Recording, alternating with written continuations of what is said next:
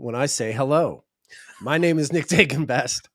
His name is Patrick Watson. We are astrologers, and we are here to talk about astrology. So This is the Astrology Livestream. this is the astrology live stream. So if you tuned in and you're like, I don't give a damn about astrology, what am I doing here? We're asking the same question. Otherwise, welcome. All right. Well, how you doing, Watson? Good. We did our first private patron exclusive live stream last night, which was an intimate affair, but I also didn't give people a whole lot of time to be ready for that. But just so you're aware, in future, if you do decide to support us on Patreon, you are eligible to come visit us for our Patreon exclusive live streams every second Saturday at 8 p.m. Eastern Time. And if you subscribe to us on our Cosmic tier, which is $15 a month, then you can actually join us for our watch parties, which we'll be doing our first one we'll be doing them on the fourth Saturday of each month, also at that same time, starting at 8 p.m. Eastern Time. So which makes that should be pretty fun. The first one will be on the 27th. That means, I guess. Yes, probably, yeah. Yes. And we'll also be putting out the voting for what people can choose from. So you get to choose what we watch, and then we get to connect to the live chat and have. But only if you're a patron. Only if you're a patron. Only if you're at that $15 level. So yeah, check it out. But yeah, so that's how am I doing? Yeah, I'm doing pretty well. Awesome. I just wanted to put that out there. Yeah, no, thank you for that. And the awesome thing about the private stream is it's Patrick and I doing our stream of consciousness stuff. And yesterday we really did arrive at something fairly stunning with regard to a study of transits and presidential inaugurations, and Pluto. The topic of today's live stream was pretty central to what we found. So yeah, like if you're a patron, if you're a supporter, you don't just get to watch us do these sort of slightly more organized presentations that we do on the public stream, but sort of get to you can interact with us, ask us questions, and direct the conversation and things like that, provided enough of you turn up to have that kind of influence. Although we were thrilled to have the people who did show up, and we just want to keep growing it and making it more interesting week by week, month by month. All right. So Patrick, today we're talking, we just a few days ago, we weren't sure what we wanted to do with today's stream, but we stumbled by our topic pretty quickly and soon got a lot of enthusiasm for it because we realized we had some really juicy stuff to talk about here, right? Right. Yeah. So today's episode, I guess, is I guess you could call it people getting Plutoed in 2024. The cosmic pie in the face, the cosmic banana peel. Right. Right. So yeah, we basically the idea of today's episode is we're looking at people who were born with personal planets or points close to 0 degrees of Aquarius, because we want to see who should be the most implicated by transits, the transit of Pluto going into Aquarius. And since it's happening so soon, we thought might be nice to kind of get a little bit of a look ahead and see who's kind of on the chopping board, the chopping block. who's in the firing range, or and so we went through a few names, and some of them were quite interesting given how some of them have already had a few kind of relevant things occur, because Pluto has already ingressed into Aquarius. It did last year, but as you know, there's 2 more ingresses this year. Pluto in Aquarius, one in a few days. Yeah, like we're how many days? 4 days away, something like that. 5 days, just a few days. Paradigm shift comments. Iceland is Plutoed. 6 days away is the Pluto ingress. Okay. Yes, no, I saw the news about Iceland. The volcano was sparked again and people are evacuated. And Yeah, talking about he has emerged to the surface. Hades was one of the two gods who could travel between the realms. Hermes being the other. So yeah, there we go. He's coming up from the underworld, and he's coming for all the people that we're Yeah. about to talk about. No one's ever seen Hermes and Hades in the same place at the same time. You know. That's a good point. But they both have. Underneath those glasses, Hermes looks an awful lot like Hades. Okay. Right, yeah. The names are slightly similar. It feels a bit like the he's the nose he's and mustache and glasses of the. right. He's always wandering around that telephone booth just outside Hades, and I wonder what that's all about. Well, Not that most of our listeners would know what a telephone booth is, but anyway.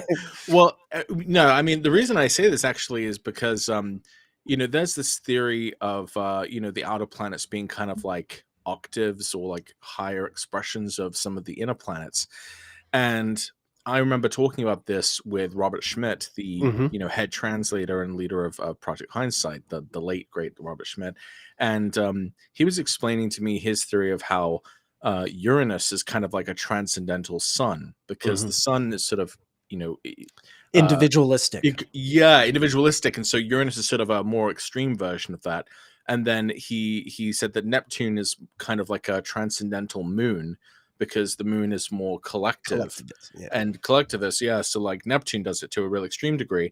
And so he kind of speculated that Pluto is sort of a transcendental version of Mercury, where Mercury is sort of Mercury's neutrality and Mercury's sort of disregard for the emotional stakes. If you think of the way like markets behave and the way traders behave, very rarely moved by the things you'd think would It's affect them. it's the phrase. It's not personal, it's business. That is pure Yeah, it's not Mercury. It's personal, not personal, it's business. and Anyone so ever says that, yeah. that's Hermes speaking through them. Yeah.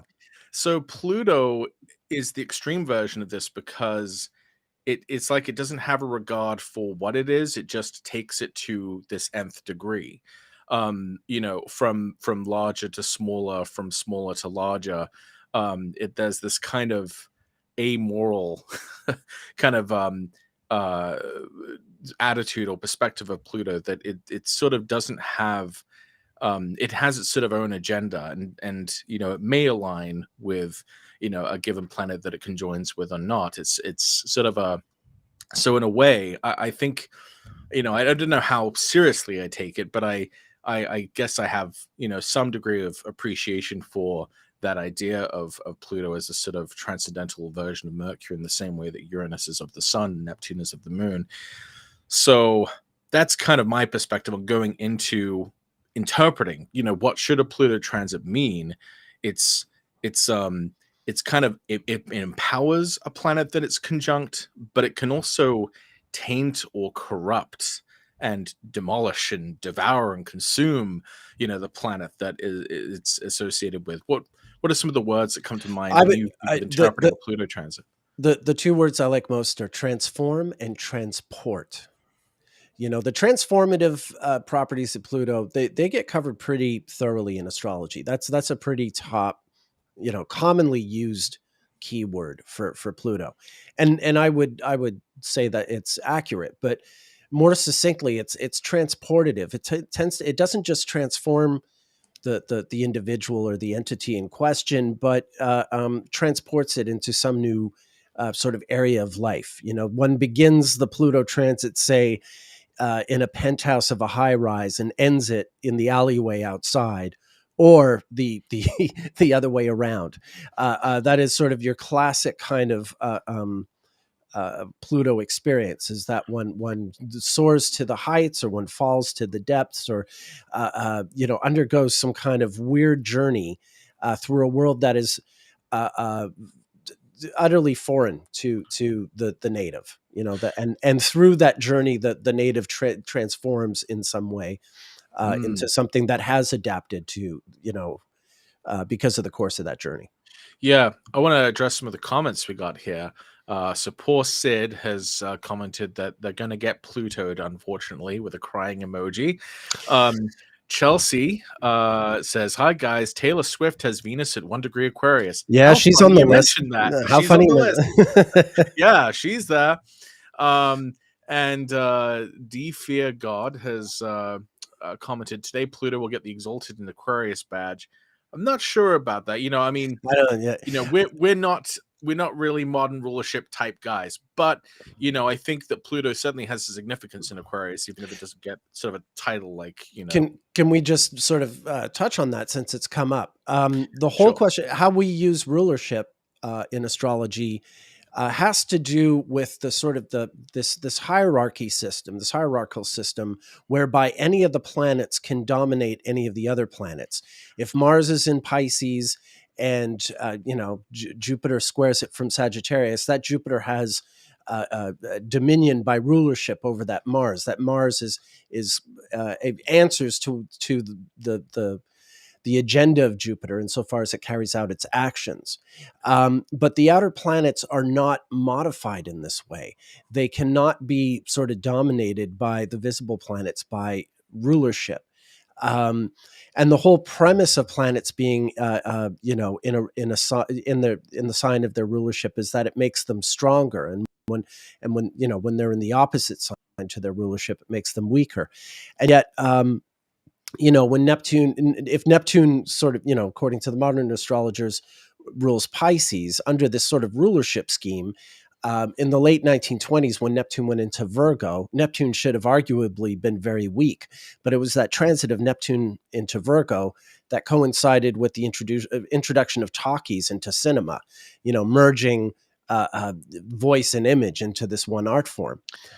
Doesn't seem like a weak Neptune to me. It just seems like a Neptune doing its thing in a particular sign.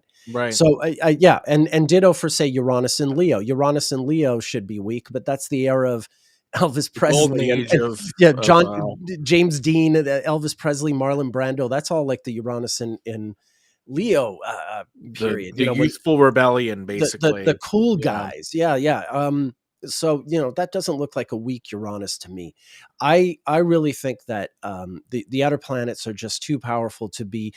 Now there's this other way. The reason for this confusion is there's two entirely different definitions of the word rulership that's used by more traditionally minded astrologers and modern astrologers. In modern astrology, the word rulership just tends to mean like a similarity, some kind of affinity between the planet and the sign. So if you want to say there's an affinity between Neptune and Pisces, I mean, I see what you mean, but that's not rulership in the way that we use the word rulership. Right. All right. No, I think that makes as the Germans would say, "Du hast vollkommen recht." Yeah, you're completely correct. I haven't heard that yet. Okay. It's just I haven't spoken to enough German, really. Right. So I hope that gives you some context there, D Fear God. Practical Astrology has commented on Twitter saying, "I had a particularly dramatic Pluto transit, and it was 1000% mercurial, mind blown emoji." So I can sort of relate to that. Susan has told us on Facebook, "I don't know why, but a Pluto transit makes me think of unveiling or revelation." Yeah. Well, the revelation being some kind of awakening that happens by virtue of the experience of this transportation. It is it's a revelation through experience. One goes around thinking one lives in a really safe neighborhood, and then you get a Pluto transit, and burglars come in and steal everything you have and wreck all your stuff, and boom, you've just you have a new revelation, you have a new understanding, and it has transformed you from being sort of peaceful and comfortable to paranoid and on guard and ready for the next shoe to drop. When I think of Plutonian revelations, though, I tend to think of things that are happening in ignored, neglected, or very private settings. Things that are huge, but maybe that only a few people are privy to. This sort of ties into Chelsea's comment on YouTube. She says, "I think it'll be interesting to see how the Pluto and Leo generation will experience this transit." Well, something really weird about that is that Pluto was ingressing into Leo around the same time that the Manhattan Project was underway, which was a top secret program that very few people were privy to. And this is when this monumental breakthrough in science that would have launched the atomic age, and in many ways the situation we're in now, because of that time frame. And so it's so weird that with Pluto's first ingress into Aquarius, we got this reflection on that time in the culture through Oppenheimer and the story of the creation of the first nuclear weapon. So I think that is a great point, that this is one of the few times within Pluto's cycle where you'll actually have people who were born at a time at the opposite degree. Potentially, if they are old enough, they will be able to experience a Pluto opposition, Pluto transit. This has been one of the few times we'll be able to get this. I was born with Pluto in Scorpio. Like, I will definitely not experience Pluto in Taurus, unless I'm hooked up to whatever awful contraption Musk cooks up to make people live forever, or that other billionaire who's trying to erase immortality. I will not get that, probably. So this is a good time maybe to talk to some of your older folks who are actually going through this transit, because this is the only group of people who even can have this sort of transit. Let me, Rustem Khan is saying, your video is clear, but mine is low row and my voice is choppy. I had this problem the other day when we were recording the astrology podcast. Can people just advise me? I've tried to, I've closed a bunch of other things that maybe were getting in the way of my bandwidth. Otherwise, maybe I need to reboot before we really get started. How am I looking now? How do I sound to you, Patrick? Do I more or less okay? Yeah, I mean, I've been able to follow along. Okay, but the sound is choppy. No, not really. No, okay. It's yeah. I mean, like, only a here and there. Most people are saying you sound fine. Okay.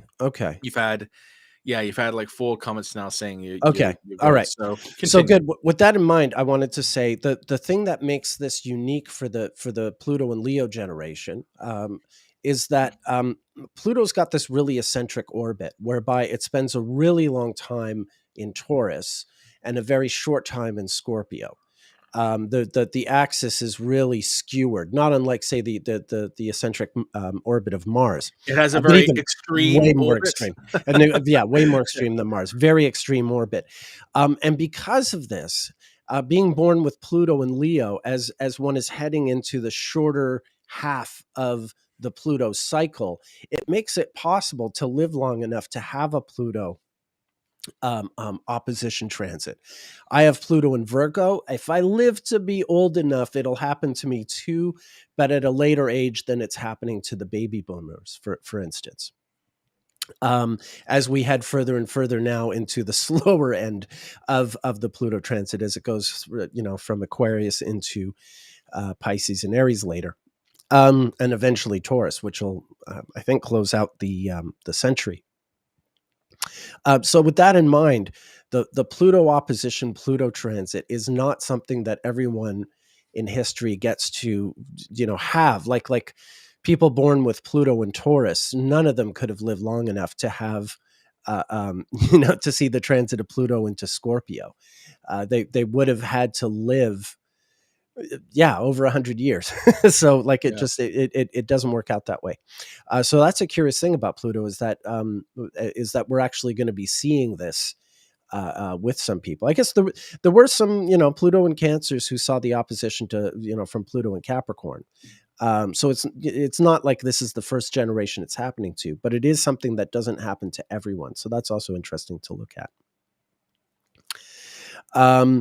Second Pluto retrograde in Virgo in second. Should you look for buried treasure? I don't know. I've also got Pluto in the second house. I mean, 1 out of every 12th person born in the 1960s has Pluto in the second house. Is there enough buried treasure for every one of us? I don't know. It's I know. I mean, well, if you've seen Nick's book collection, if you've seen the tens of thousands of charts he has for sale in his databases. Nick is absolutely a hoarder of information. Right. Right. That's a different kind of Pluto in the second house thing. Yeah, Okay. So without further ado, should we start talking about examples? of Start talking course. about. So we're talking about celebrities or political figures, anyone who's likely to be in the news in the coming year. Maybe some of these Pluto transits happen in a sort of private sphere of their life, and we don't necessarily hear about it on TMZ or whatever. But then again, maybe we will. And so you heard it here first, folks. I thought the first person we would start with. Bill. Yeah, this was Yeah, this is a good one. this was the one that really sort of inspired this thread. Whoops, no, we're going to come back to her later. Bill Maher. Bill Maher, who's he's been on TV a long time, but he also now is trying to do his own kind of Joe Rogan thing. I think he's trying to go where the noise and signal is, and he's got this. Have you seen it? This casual Yeah, he's got like podcast a that he Hawaiian does. shirt on, Yeah, he's constantly smoking pot and drinking, and sometimes his guests are joining him. Like when Richard Dreyfuss was on, he could barely stay in his chair. But then it's like Real Time with Bill Maher on HBO, but like way messier. it's nothing like Real Time. Real Time is slick with writers and an audience and all this stuff. It's not an exact comparison. It's more of an ironic comparison. Sure, it's Bill Maher sort of off script and doing the Joe Rogan thing, like just getting high and drunk and trying to have interesting conversations with his guests. When Jim Gaffigan was on the show, like he wasn't drinking or smoking, so it's really weird, like one guy getting loaded and the other guy just sort of staying sober. Anyway, it's an interesting sort of experiment. I can just imagine Bill Maher seeing Joe Rogan's success and saying, geez, like this guy, why can't I do that? Yeah, why can't I do that? I can get high on TV. Yeah, I've always been getting high after the taping, and geez, like why have I been so disciplined? Right. So look at this chart, right? We've got Sun at 0 Aquarius, opposite Uranus at 0 Leo, square Neptune at 0 Pisces, and then opposite this Moon at 2 degrees Taurus. So yeah, he looks pretty is severe. Someone. Well, when you if you take each part of that, a Sun Uranus opposition, right? This is someone who might define themselves in some ways as being kind of, oppositional and defiant and a nonconformist to the end, or in whatever way they kind of define that. Almost a nonconformist for nonconformist's sake. Right. Yeah. It's and he's someone who has definitely resisted being pigeonholed or being he's really tried to maintain his independence even amongst people who he otherwise might agree on a lot of things. He's kind of in more recent years he's tried to assert his independence sort of in contention with his more progressive allies. He's always been against the conservatives and Republicans, but more recent years he's even sort of differentiated himself from other progressives. And you could say it's not just now. This has been something that's with him his whole life. But I think that Sun Uranus opposition really, to me, that really speaks to something that seems to be acutely sort of true about him, which is that he, does not just go along with, whatever he perceives as kind of this, as conformity. He has this sort of inflated sense of, needing to be kind of independent. What would you say about that? Yeah, no, I'd say it seems to be sort of like his whole raison d'être. I mean, the interesting thing about him these days is you called him a progressive, and maybe I would have thought that in like 2004 or something. But I think like he maintains. I mean, look, we're looking at his chart, so we look at the world through his perspective, and what he'll tell us is that his views haven't changed. The left has changed. Sure. This is something that he says a lot. I mean, from where I'm sitting, it seems more like, no, you're just sort of, I mean, that may very well be true, that he's just sort of, he's held on to the same values and hasn't sort of grown the same way. People who would have been aligned with him 20 years ago have since, evolved, I would say. Right. Never count on him to, to always agree with you, no matter what. Oh, well, no. And I'm thinking, and so the other dimension I think to his chart is this Sun Neptune square. He released that movie like back in the 2000, like I think this is like pre 2010. This movie, like, Oh yeah, Religulous. Religulous, Yeah. Religulous, and it was sort of this, his take on his confrontation with Religion. against organized religion, and I think that he sees himself or fancies himself to be kind of this sort of stalwart figure against nonsense. Right, Neptune Right. is sometimes delusion or fantasy, so he, I think his Sun Neptune square is about trying to take a stand against what he perceives as being, kind of irrationality or what have you. Although, there's often this funny way that's sort of can, work in tandem or in parallel with a tendency to believe one's own bullshit. Even if you can clearly see others' bullshit. And I think that there was something bandwagon-esque about Religulous, whatever it was called. Although I'm sure he believed every word he said in the movie, and it was authentically from him. At the same time, it came out under the backdrop of this whole sort of resurgent movement of atheism that came out of, I think, the Gulf War, really.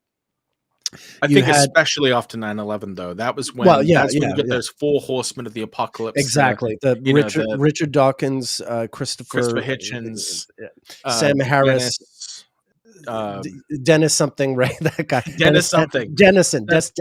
Oh, something Dennison. I forget his name. He was like a professor or something. I've got one of his books somewhere. Dwayne Dennison? No, he played guitar in the Jesus Lizard. Anyway, something like that. And Sam Harris. Sam Harris. There was this big movement of like basically guys who decided, 9/11. It was time to take religion by the horns, so to speak. Right. Yeah. And especially, against Islam. And so that was probably, a lot of people's first kind of break with for some people, like Sam Harris kind of underwent a similar sort of transformation from being sort of ostensibly progressive towards being pro gun rights, and now he's kind of unrecognizable since those days. And similar thing with Christopher Hitchens. Right, and Maher seems to be following him down the hole. Yeah, I mean, Hitchens would go to his grave saying that like the atheism stuff he did at the end of his career was his most important work. I would definitely disagree with that, because his pre 9/11 work was really great, and then I had little use for him afterwards. Right. Personally speaking, but I still, anything he's written prior to 9/11 is something that I'm quite keen to read than once. And not only really good, he was just like one of the best writers I've ever read, like just like in terms of the skill of the craft. But anyway, I digress. Christopher Hitchens was an Aries, and he's the quill. His skills with the quill were undeniable, to quote Hamilton. So Pluto's going to be hitting his sun, and it's going to be activating this massive grand cross between both luminaries and both of the other sort of outer planets. So it's not hard to imagine that Pluto's ingress into Aquarius should be, a pretty big deal for this guy. And I would think it would bring into sort of stark relief, this sort of tendency, which maybe it's only been sort of noticeable to people who've kind of followed him, but once it is, completed these conjunctions to his sun, that it would be somehow undeniable, taking this up a notch, taking this to the next level. Not hard to imagine as well during a presidential election year in the United States, that whatever his sort of commentary is, or whatever sort of side he lands on, strangely in this time, might be extremely surprising. And so Well, that was that was the one funny thing. He had oh God, who's that? The right wing gay YouTuber, Dave Rubin. I was thinking Milo Yiannopoulos. I'm like, which Okay, gay right. right-wing No, YouTuber? Dave Rubin was on Maher's show and basically tried to red pill him, so to speak. Tried to talk up Trump's finer points, and this was this was Oh kind my of the old God. Bill Maher sort of tapped into it for a minute. He's like, "Are you trying to red pill me? Get the hell out of here!" Kind of thing. It was. I mean, It Bill was. Maher can be pretty funny. Well, But he was yeah, this, but up against Dave Rubin, who was right. possibly one of the stupidest people on the internet. So that's like, I think any of us, anyone on our stream, could quite easily make hay of him. But nonetheless, it was a pretty sweet moment in what has recently been a fewer and fewer sweet moments that I can Lilac see. Tree has a really poignant comment here. They're saying these men are good examples of the danger of idolizing people. And yeah, I think that's a good takeaway from many of these figures. And yeah.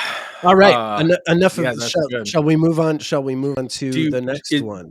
Do you have any other speculations about what Pluto conjoining his sun could mean in the context of his natal chart? Like, Oh, do okay. you think Well, the house could be important, or do you think is there anything else we're kind of overlooking? yeah, here? I mean the thing about him is because it's this four-way configuration involving the sun in the fifth. Okay, and the sun in the fifth is the one getting the transit, but it Mhm. still brings in the the ninth, the 11th, and the second in some kind of way that would be hard to fuse in my imagination. When it comes to I mean, look, I think this new podcast of his is a very fifth house thing, as opposed to the TV show, which was more 11th house, if you know what I mean. Mm. The fifth house is him sort of smoking a joint with a buddy, shooting the shit, as it were. Excuse my French, but like that's the whole thing about like what his podcast is trying to be. Whereas the show, Uranus in the 11th is, it's about the guests he brings on and having this really sort of, the panel of guests he'll always have on his show are really sort of incongruent personalities, some movie star next to some foreign policy expert or something like that. Mm. So yeah, I'd say there's something to be said for that. And natally, the Pluto's also, here with Jupiter in the 11th alongside the Uranus. And yeah, I think that the further he goes, the less of a TV person, like he's morphing from a TV personality into like, a YouTuber for boomers.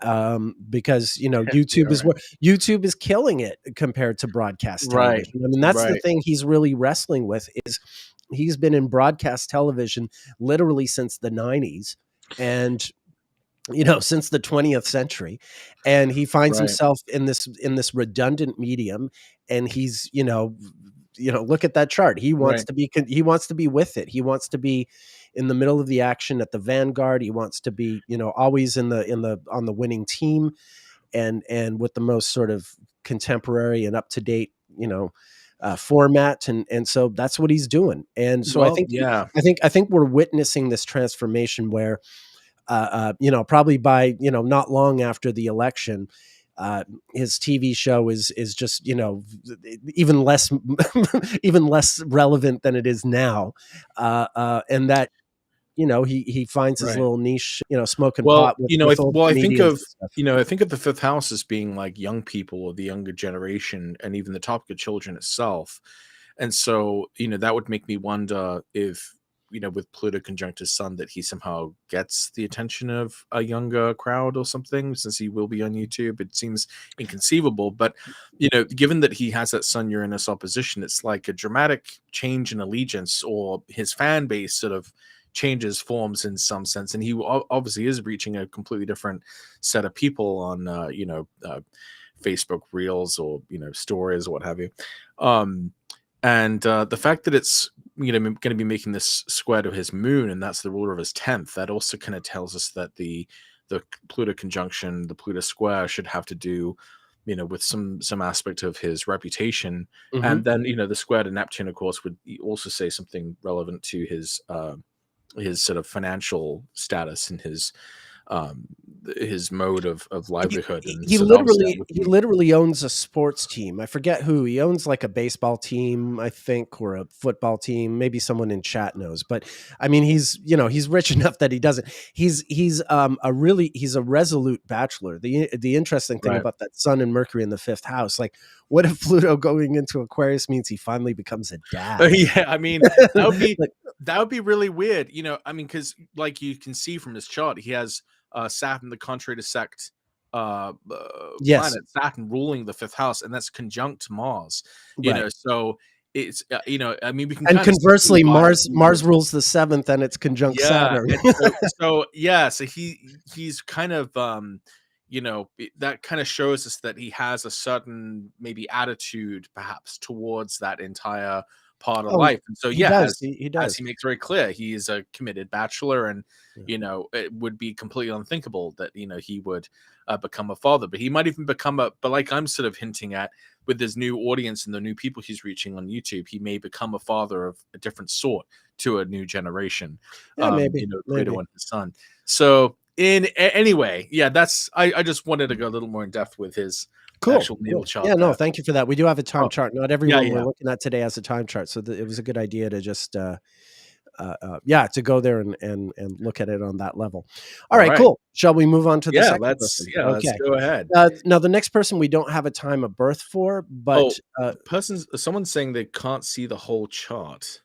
I wonder is it because of our cameras, the way our cameras are placed, or I wonder how that looks. I guess I could go to our. Okay, well, I'll share the screen again. Oh no, I can. I mean, on YouTube, I can see it. The only thing you can, only my camera is slightly obscuring, the 5th house position, basically. But otherwise, all right. Maybe it depends on the screen. Maybe if you're watching on your phone, you can't see absolutely everything. I don't know. I think it's just me. I'm obscuring part of the 5th house, but we'll let you know. Classic Patrick Watson move, obscuring the 5th house. He's like, just like he always does. Shut up. All right. Anyway, you've got Saturn in the 5th, so of course you're obscuring the 5th I'm house. obscuring this. Yeah, selfish jerk. All right. All right. All right. Speaking of selfish jerks, let's do number 2, Nick. There we go. Speaking of selfish jerks, whoops, sorry, just a moment. We have Nikki Haley. Now, we don't have a time of birth for her. Yeah, we don't have a time of birth. And actually, isn't her son potentially in doubt? Like whether or not it's actually because she's, this is a noon chart, and the sun is given at 2944 Capricorn. But if we animate the chart here, just, hour by hour, we go...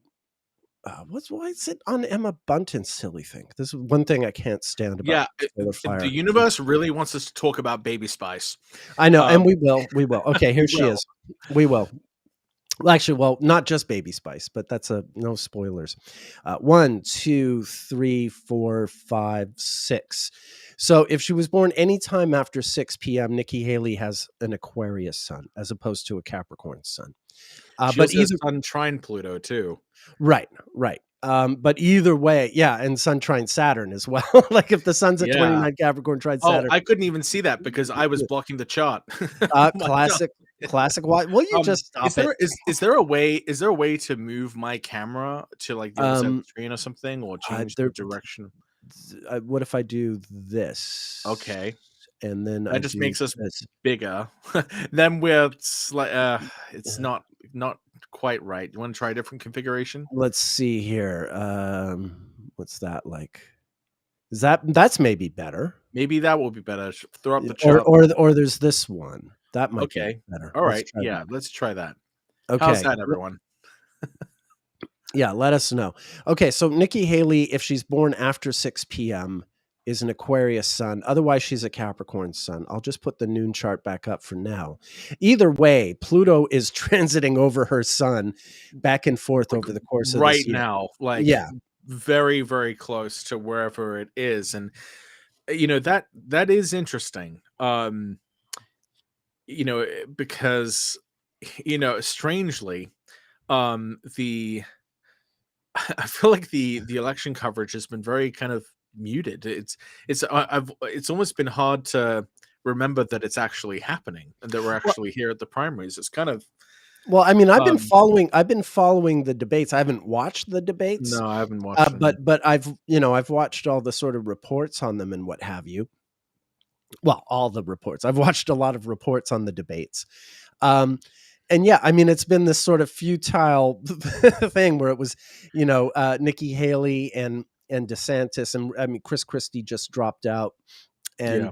and what's his name? The other guy, Vivek Ramaswamy. I don't think he was even eligible to participate in the last debate. But yeah, just it's all sort of a minor sideshow compared to Trump's ongoing legal stuff. That's the thing. Trump Right. still, when they had the last debate, He hasn't had to be there, and Trump was back in court and he took all the oxygen because he had this day in court and the judge is going to let him speak and all this stuff. So like, yeah, who cares what Nikki Haley and Ron DeSantis are saying to each other? And their debates are like the last one, they just sort of spoke over each other. It was even worse than you and I on this live stream. They just sort of spoke at the same time the whole way through. So yeah, I mean, this is the thing. I think Haley and DeSantis are maneuvering themselves to be in the sweet spot should anything happen to Trump. right. And then, and maybe then, if that were to happen, then they've got this shot at it. And that's the whole reason they're going through with it. Just, look, the guy's old. He only eats cheeseburgers. He can't live forever. Right. Well, Even though he's withstood, solar eclipses and he's COVID. very and all that healthy. Okay, he's extremely healthy. Dude can look into a solar eclipse and not go blind. Still can't. Just saying. He's got magical powers. But either way, yeah, I mean, that's what they're, and should that happen, she's in a sweet spot. Look, the inauguration is her birthday, right? So wouldn't that be, a hell of a Yeah, I happy was gonna. day? Yeah, I was just kind of looking at that. Like that would mean the Sun Pluto conjunction would happen on top of her Sun at the same time, especially if she was born with the Sun in Aquarius. And if I remember correctly, the day she announced that she was going to be running was at a Sun Saturn conjunction Oh, in okay. Aquarius. Oh, do you have the date for that? Yeah, the date of that was Nikki Haley 2020 run announcement. I remember like people are interpreting it on Twitter. So February 14th, 2023 was when she announced that she would be running. I don't know. Oh yeah, there you are. There you are. Sun within 2 degrees conjunction to Saturn, Pluto at 29 Capricorn. There you go. Yeah, so I thought that was interesting in terms of what that would suggest, because it's almost like, I mean, I wouldn't necessarily think of this as being terribly positive, because it would seem to suggest someone who, especially if she's Saturn, that's Saturn being like overshadowed, by the sun, and I think that that's kind of been the problem for all of these candidates, is that, regardless of what they have to offer or what they do, they're being overshadowed by this, orange elephant in the room, right? Right. you know, At the uh, same time, look, we don't know what time she's born. And if she has a diurnal chart, she's born with Saturn. It looks like Saturn's making a phosis. Saturn must be within a week of making a direct station because it's trine the sun. So, it's very, very close to stationing direct. And so if that is a Saturn making a phosis, and if she has a diurnal chart, then she conceivably has a very strong Saturn, Sun Saturn relationship. And That's true. and if that's in a diurnal chart, that could really be, quite strong. And then I wouldn't think of this conjunction as being such a negative thing.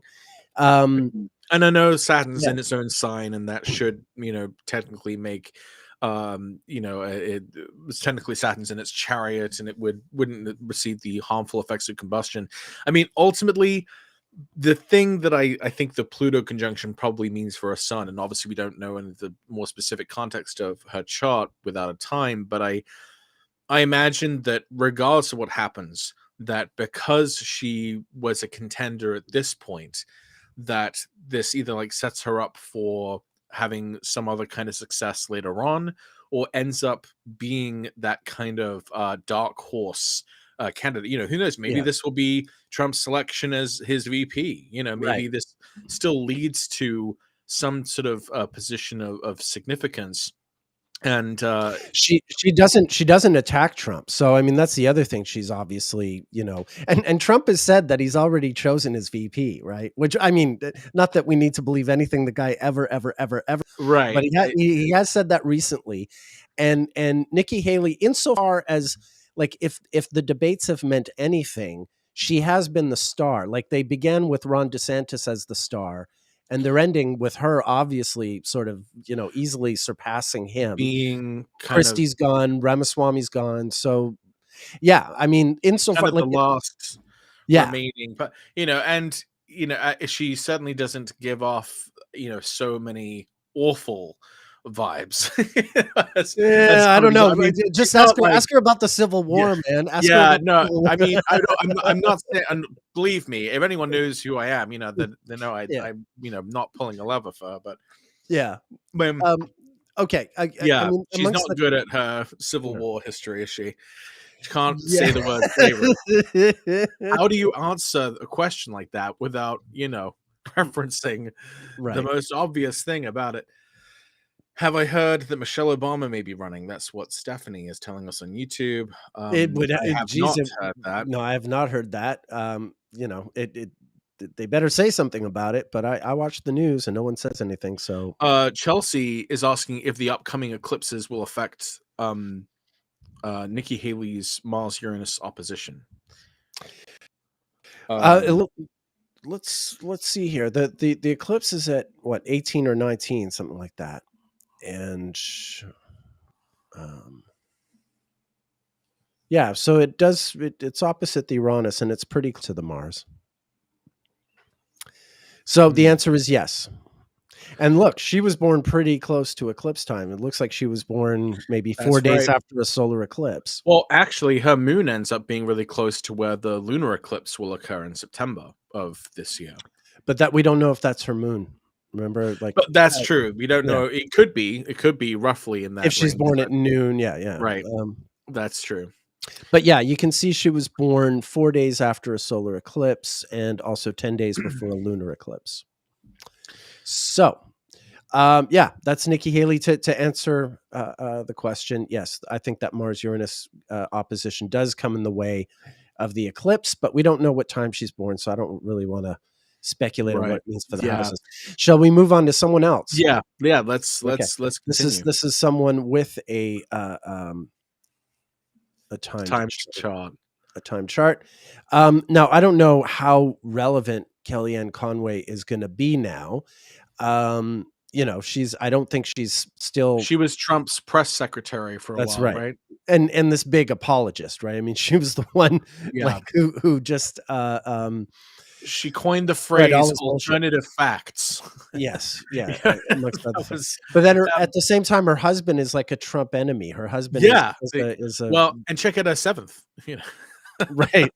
Her seventh house, shows who her partner is, and he is George Conway is very vocally, stridently vocally, anti-Trump about his anti-Trump, and so that is really interesting with both benefics in the seventh and with the ruler of the seventh and the 12th as well. That's kind of interesting because I imagine she's had to maybe kind of answer for him in some ways. So that's a very interesting marriage to be having, a kind of transpartisan marriage at this juncture as well. Yeah. Well, she's 3 days younger than my wife. But thankfully my wife doesn't have that Uranus Pluto in the 7th, so that definitely makes our marriage easier. Although interestingly, I might be as different from my wife as Kellyanne Conway is from her husband in other ways. So there might be something about, being attracted to opposites. The Sun Jupiter opposition here, Mm, straddling the 11th and the 5th, I think is interesting. Like anyone belonging to a political party, or a political movement, you're looking at this 11th house. And so with Pluto going over here, I wonder if this is, where she, uh, switches allegiances. or something like that. Yeah. Um, Hard although to imagine considering how far down, that rabbit hole she went. I guess Uh, they divorced a while back. Fortunimu was saying on oh, Twitch. okay. That must Not that surprising, escaped me. Yeah, but but but while but um, while Trump was president, yeah, we're still married. The divorce yeah, must have happened since then. I mean, um, it's not too surprising, right.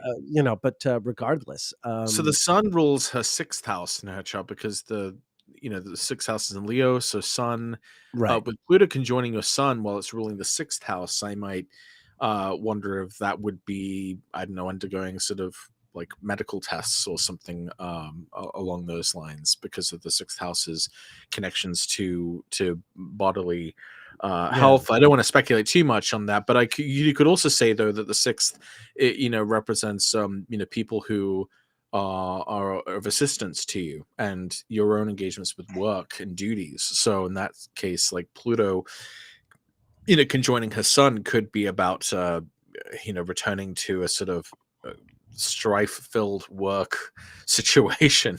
well, And the other more sort of essentially the 6th house is domestic life, as opposed to the 12th house being sort of the feral wildlife. Part of the reason I think, chronic health conditions being a 6th house matter. Part of the reason, that's linked to the daily routine is that those are the ailments that really do impact your ability to go about your day-to-day business. right, Is your 6th house ailment, not necessarily like the pancreatic cancer that hits you and 6 weeks later you're dead, but the things that just like you drag along with you in your body for years and years as and it changes what you can and can't do and all that kind of thing. So yeah, whether it's health related or something else related to sort of her day-to-day life, it is a real transformation of that. Maybe she's already had the transit in the sense that she went from being this sort of spokesman for a whole political movement to suddenly being a divorcee without a job, I guess. right, Well, I don't know that she's without a job. I'm sure she's not without a job if she wanted one, but right. So she's just about to turn 57. right. So that is a 10th house perfection year for her, which is That's ruled right. by her benefic of the sect in favor. That Jupiter in Cancer exalted at its brightest point in the sky, opposite the Sun. Um, that that would seem to forecast that 2024 would be a more beneficial year for her professionally Hmm. overall, because of Jupiter's rulership of that year. Um, Although, if we take into account where Jupiter is transiting in this time, we can see that, well, it'll be moving onto a moon actually. Hmm. Um, With uh, Uranus with Uranus on her moon as well. in the So, third, so maybe she's a big sort of commentator, media yeah, commentator for this maybe year. Yeah, get some work I as guess. a Fox Yeah. News talking head or something. That's a common. Or her own podcast. If she's smart, she should go on Bill Maher and Oh, smoke weed with oh him. God. So what, Bill Maher, Bill What Maher, was it Kelly, like talking for that guy? All right, what are alternative facts, Kelly? Um, I don't think weed'll be enough. It'll be Kellyanne and Bill doing oh, bumps and on off a mirror and talking oh about or Lord. Yeah. ket So ketamine party, just whatever. wow. It's gonna get more and more outlandish. Yeah. Yeah, yeah. Um, Anyway, yes, all that's right. probably about as much as I have to say about Kellyanne Conway. Likewise, likewise. All right, moving right along. Okay, now this one, I do want to talk about. A lot of the viewers are probably going, Who is this guy? Who are you talking about? Who is Robert Del Naja? or it might be Robert Del Naja, but he's actually an English guy, so he probably says Del Naja. Naja. Robert Del Naja says he's from Brighton, but I think he's from. Anyway, he might have been born in Brighton, or I might have entered the wrong town somehow. But let me tell you who this guy is. Robert Del Naja is a musician and an artist. He is part of a group, a trip hop group called Massive Attack, who released this really amazing album called Mezzanine in 1998. That was, super popular and influential, and the group still tours and makes music. And Massive Attack. Like if you've been into trip hop music, you would know who they are. You would recognize them as one of the forces behind this group. And what have you. But he's not like a super famous guy. But the thing is, before he was in Massive Attack, Robert Del Naja was also a graffiti artist. And there's somewhere online, people can look it up. There's been some investigative journalism into the real identity of the graffiti artist Banksy. And one thing they've noticed is that Banksy's works. Now, for those of you who don't know who Banksy is, I should explain that. Banksy is this anonymous, politically charged graffiti artist who has works that turn up all over the world in cities. First time I saw Banksy, I was in Chicago, but it turns up all over Europe, all over North America, and Asia, you name it. Banksy's works sort of turn up suddenly, anonymously. And there's been a lot of speculation about who Banksy is. And one investigative reporter, or several maybe, tracked down the appearance of new works of art by Banksy across the cities of the world, and traced them alongside the touring schedule of the group Massive Attack. And it's quite consistent. Wherever Massive Attack just played, shortly afterwards, a new work by Banksy would turn up. And Robert Del Naja is like, he was a graffiti artist for years before he ever was a musician or into Massive Attack. And he is basically considered candidate number one as to who Banksy might actually be. And Pluto's about to go over his sun. So I wonder what we're going to see from Banksy or from Mr. Del Naja in 2024. I'm just putting it out there because like I said, he's not some big famous celebrity, although I think most people have heard of Banksy, right? Or a lot of people have. Right. Maybe Well, not everyone. He's sort of, at least from someone who isn't as familiar with all of this, I think that to my mind, he's always been this sort of mysterious, Satoshi Nakamoto style figure in the world of art, right? With this mystery identity. So I would think, Pluto and his son would be like maybe him, unveiling, his identity. Look, unveiling or being unmasked, perhaps. He's worked pretty hard to keep his identity secret, but he could just get called out proper. It's been an open secret. It's kind of like a less ominous version of Jeffrey Epstein's Island. Like, everyone knows, but it suddenly becomes this big, public thing at some point. It's been like a good decade or more that people have thought that Robert Del Naja, is Banksy. So it's not. It could also just be it could be a time where his works go into a different medium, or he. Sure. Or that, Banksy, if Del Naja really is Banksy, that Banksy creates something this year that far surpasses any of his past achievements, which would really be saying something. Because he's done some pretty bold stuff in some pretty bold places. So anyway, I just thought I would put it out there because it's one of the people I like following. I do wish I had a time of birth for him, but there you go. This may be Banksy, and who knows? Maybe we find out the identity of Banksy this year. Any other thoughts, or should I move on? Without the time, there's not much more we can really say. But I think that's Fair enough. Very interesting person to be keeping track of. So okay. Keep your eye on Banksy. On to the next one. I don't have, this is another one we don't have a time of birth for. I don't really know what to say. I just thought I would put it out there. Most people should know who Fareed Zakaria is. If you don't, congratulations on never watching CNN ever. Well done. But that being said, he's certainly not the worst thing on CNN, but that's not saying No, much. no, Um, yeah, I have a general respect for him. yeah, I don't respect the network much, but I right. respect him. No, I mean, I think he seems to be pretty, he's legit, Sure. I guess is the way to say it. Yeah, yeah. But yeah, whatever. I mean, he's a big media figure. He's on CNN. He is more likely a 29-degree Capricorn, right? Because I don't think we can go all the way to midnight. Oh yeah, wait. No, he Okay, no, does. he also, yeah, he's just like Nikki Haley. Okay, because her son was a little further along at noon. But anyway, I stand corrected. So yeah, oh no, wait, I'm looking at Nikki Haley. God damn it. I was like, I was like, wow, they're wait a born the minute. same day. Wow. Yeah, no, that's weird. No, they're born exactly 8 years apart.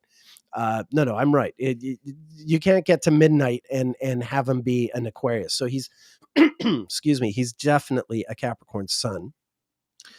But still, he's Pluto's still on his sun. I mean, he may be someone to keep track of just because, as like I imagine that as election coverage, sort of heats up, he could end up being perhaps in a sort of, hot seat of some sort as a media figure. I mean, I'm not saying he would be like the one to, moderate the debates or something, but he maybe there's a That could be maybe interesting. there's a Yeah, way yeah. he kind of ends up being a bigger deal than you otherwise might expect.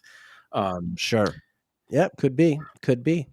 All right. Anyway, I don't have anything more. You got anything more? Well, I would also we say in the next year, Pluto will conjoin his Mars as well.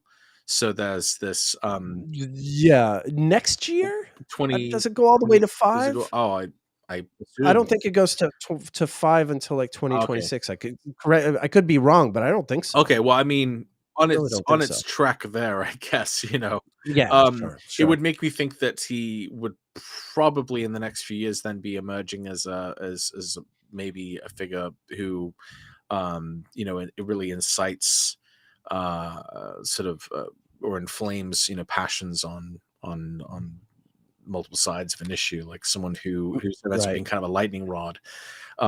Which is interesting because he's like very deliberately uncontroversial. Right. I Yeah. feel. No. Yeah. I guess some people would find him controversial, No. but I find that No. if anything, Very, that's his flaw. very Is he's kind of. I guess you could say middle of the road, but otherwise, yeah, very. He usually gives a pretty sober analysis of things. So it's yeah, pretty. yeah, It would be weird, that he might end up kind of being the sort of Pluto Mars figure sure, later sure. on. Anyway, so that's all I'd have to say on. Fair enough. All right, moving right along. Okay, here's someone we do have a birth time for. Dolly Parton, the great Dolly Parton. This is actually, we're doing this as a pair. Dolly Parton and director David Lynch are born a day apart. And we have birth times for both of them. So we're treating them kind of like time twins. Look, their moons are 5 degrees apart from each other. Wow. He's a Scorpio rising and she's a Virgo rising. But yeah, their charts have some, very interesting similarities. And she's a Capricorn sun. She has Pluto in the 12th house. So she's in line to be getting one of these Pluto oppositions, if she, provided she lives Right. through this next decade. Right. I mean, I think of her as already as a great Plutonian figure. I mean, you talk about someone who really comes from, like really poor rural life and emerges to be just this, absolute glamorous superstar. And so there's a real talk about someone who's been transported between worlds. Someone who's gone from rural Tennessee to, well, I guess she's still in rural Tennessee, but a very different, a very different, backdrop, a very different world. Well, I think it's interesting too that, like she's not that she's ever not been popular, but over the past couple of years, there's been a lot more sort of memes surrounding Dolly Parton, Yeah, and she seems to have kind of gotten this, there's this new wave of like popularity and sort of sure. admiration and accolades for Dolly Parton, even at this kind of advanced age, and so. That's kind of interesting, knowing that Pluto has been, crossing over her Venus, the past couple of years, and that Venus is now moving Right. over our Sun, as this is happening, because it's intensifying something that she has as a natal quality, which is to be this conduit of Venus in some respect, and she is really um an amazingly accomplished musician, but also behind some of the biggest songs, most popular songs, Sure. as a writer, especially. Oh yeah, yeah, yeah, yeah. I mean, she, Whitney Houston had a big hit with "I Will Always Love You," and Dolly used every dime of the royalties from that hit and invested it in schools. In black populated areas. So she really sort of, yeah. And she's a true blueprint. I mean, this is the interesting thing about Dolly is, on the one hand, she's a total facade. Like the image is this facade. It's all, and speak about it very frankly. But the wig, the makeup, the whole presentation, there is a David Bowie kind of thing going on Yeah, there, it's like in terms of a country right. But glam. Like, I don't know. right, Yeah, right, exactly. But at the same time, like an utterly sincere human being and an artist, like yeah. yeah, true blues singer songwriter. I put up here a by wheel. I have a small file on her career. I'm not a big country and western listener, but Right. I have a high regard for her. But this is the release of her first single in 1959. When she was 13 years old, and Pluto was on her moon. Pluto had just Wow. made this ingress into from the 12th into the first. And this is the beginning of this ascendancy, going from living, like I said, and the 12th house is the sort of the wild rural life, if you will. The sixth house is urban life. It's dining room table, knife and fork, cats and dogs. And then the 12th house is, waking up in the forest, berries in the bush, lions and tigers and bears. It's the wilderness. And that's like her Pluto is of the wilderness somehow. And when it comes into the first, you can see, like, again, talking about that transportation that happens over the course of a Pluto transit, that she was transported from being, the yeah, yeah, a poor girl from a poor rural area into becoming this amazingly glamorous, superstar celebrity. Well, I also want to point out that at this point she would have been only 13 years old. Yeah, And so that makes Venus the ruler of the year, because at 13 you would be in a second house right. perfection year. And we can see that not only does that contain Jupiter, and that's the ruler of, that's the benefic of the sect in favor in a chart, that being that she's a a night chart. But then we can even see that Venus, the ruler of the year, had just recently made an ingress into the 10th house. Um, of recognition and reputation and career, etc. Right. So you can definitely see why this moment it was big for her. I would also say, Something else. yeah, Sorry, I yeah, go just ahead. want to jump in here. She's got a natal Mars Saturn conjunction, but when this record came out, there was a Mars Saturn opposition. Oh, nicely Um, spotted. right, and you don't want to underestimate this. It's in the 11th house. Like, her whole thing is, like, I mean, her songs are very Mars Saturn, right? Well, yeah. Jolene, please don't take my man, or Well, like well, and this. that's that And joke too. Like, what could Jolene possibly have looked like? you know, what what could she yeah, like, possibly holy moly, to, holy moly. yeah, to outshine sort of Yes, yeah, yeah, the very yeah, yeah. picture of attractiveness. Right, It's kind of, right. yeah. That's, I always thought that was kind of funny. But That is very what you funny. mentioned, about her, what she did for children, is interesting, because we know that the ruler of her ascendant is that Mercury in Capricorn in the fifth In the house. 5th. And Yeah. that's, she's so, She's not a mom. yeah, She's not a she's not a mother. mother, but she, Right. like, has spearheaded these like charities, like promoting literacy for children, and Yeah, she yeah, made this like theme park where, right, it's like this place of exactly. entertainments and delights. And obviously, as a musician, Right. that makes a lot of sense. But it's interesting that Mercury, has it's like configured with the malefics and the benefics simultaneously. You know, it's co-present with the most positive planet in the chart and receiving the superior square from Jupiter in the second. So this tells us that this is going to be someone who is going to, you know, Be be generous generous and loving. Yeah, profitably, you know, and very profitable, you know, themselves. right. But then it's opposed so bitterly, you know, by that Mars and Saturn in the 11th house. And I've kind of wondered, you know, what that was about. But I guess it tells us a little bit about, you know, really the success story that we see from her. Is that she Look, started in if such dire circumstances and ended up in, being kind of an yeah, A-list. but I think just as a singer, she conveys that pain, Mm. like forget what she looks like. Think about that Yeah, singing on it, voice, right. Yeah, that's true. and it's just so like, I mean, that's the thing that'll get you is the amount of emotion that she's able to convey. And I think that, yeah, that Mars Saturn has something to do with it. Just the ability for everyone to sort of feel what she's feeling.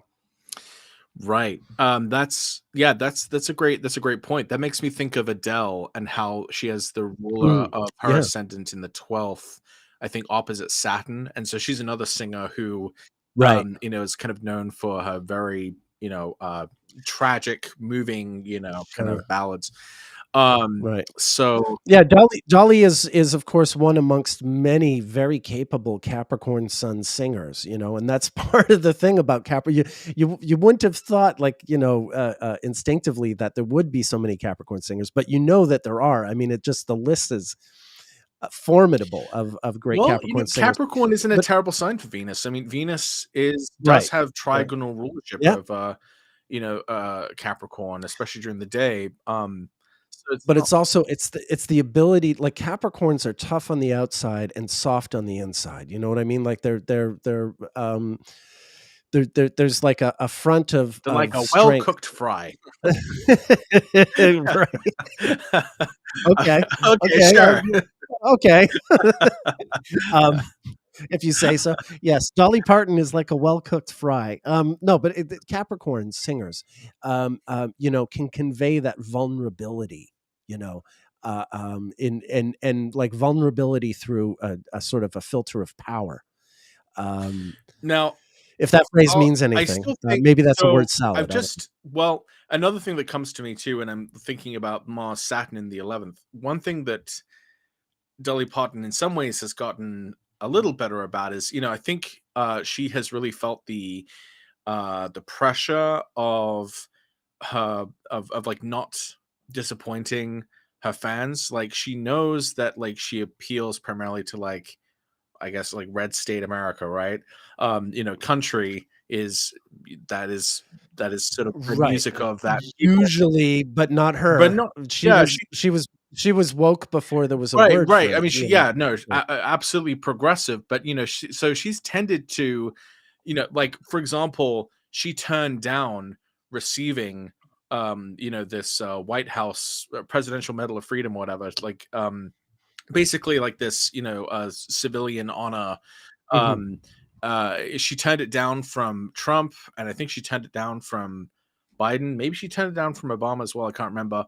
But she turned it down because she didn't want to give any appearance of um, Political political affiliation. affiliation. And so I think that's interesting with Mercury being opposite Mars and Saturn in the 11th house. That That's a her very good fans and point. her Yeah. supporters, there's Yeah. kind of a bit of tension there as well. Like she is kind of like, you know, she's like She's a people positive a people person. She positive doesn't, person. Yeah, like she does she's like, yeah, she will not make an enemy with you, a like, progressive person in a red state art form. Like, yeah. I guess Yeah. you could say. Uh, Yeah. so there's There's something to that. I mean, she's not alone. right. There've been other progressive voices in That's country right, music. Garth Brooks. Hello, Garth Brooks, Johnny Cash, Willie Right, Nelson. I mean, they're out there. right. But it is, you're right. I mean, overall, you tend to associate the genre, certainly regionally, Well, and with I also think more the red recently states. too, like the kind of post 9/11 country music is when it really went, Yeah, but red, that's white, not and country. blue, That's not country music. beer. That's mediocre rock and roll sung with a southern accent is what that is not country music. It's Sorry. it's mediocre rock and roll. It's like MOR, mom jeans rock, Yeah, like it's definitely, yeah. for anyone who has seen it, that Bo Burnham's take on a country song is quite amusing. Okay. On Sh- anyway, What what are we gonna let's check out some of the what are we comments here. There's a few. Wow, there's a lot of comments. okay. Oh, really? Okay. Um, Let's pause and okay, so Elsa tells us on YouTube that Dolly Parton did describe Jolene in the song as a red-haired, green-eyed beauty. I don't remember the words, so I'm yeah, no, I remember uh, that, but it's just like, look, a red-haired, green-eyed beauty, fine, sounds great. But we're talking about Dolly Parton here. well, it's not just that she's blonde, right? You're gonna have to do better Anyway, than that. yeah, I don't want to get in trouble by analyzing, dissecting women's looks. It's suffice to say, she's very What conventionally could go wrong, beautiful. Yeah. Patrick? What could go wrong? Anyway, let's see. Can you proactively try to channel Plutonian energy during a transit to your moon? For example, choosing to transform your body or identity in some way so it won't be painful or hellish. Maybe that was in reference to Dolly Parton's Pluto moon transit. Sorry, I was reading through myself. What did you just read? I was For Real on YouTube asked, can you proactively try to channel Plutonian energy during a transit to your moon? For example, choosing to transform your body or identity in some way so it won't be painful or hellish. And I wonder if that was in well, reference to Dolly's Pluto moon transit at her becoming a musician. yeah, yeah. I mean that I don't know the exact timeline of her transformation, as it were, or to my mind, like when I've watched old clips of her and watched her career sort of evolve, it all seems to have happened very gradually and organically, if you know what I mean. Like eventually, she just became a sort of cartoonish version of what she had always looked like. And she's also But some of pretty it, upfront about that as well. well, oh yeah, no, she was always. I mean, that's great. She always had a great attitude. I mean, she kind of looked like, if for a lot of you are probably too young to remember the Beverly Hillbillies, but kind of Ellie Mae thing to her, or a Daisy Duke kind of thing, like just the simple country girl in shorts and a revealing top, and well, not that revealing, but well, anyway, I'm not going to go there. Uh, don't need Yes, to go Nick. there. Don't need to go Continue. there. Don't need to go there. My God, yeah. What was it revealing, Nick? There's that whole story with Johnny Carson and stuff. No, we don't need to go there. She did. I Right. bet she's always been very, we're even being a little awful, not deliberately, but she's always been very, very cool and so tolerant. Oh my goodness, Well, yeah.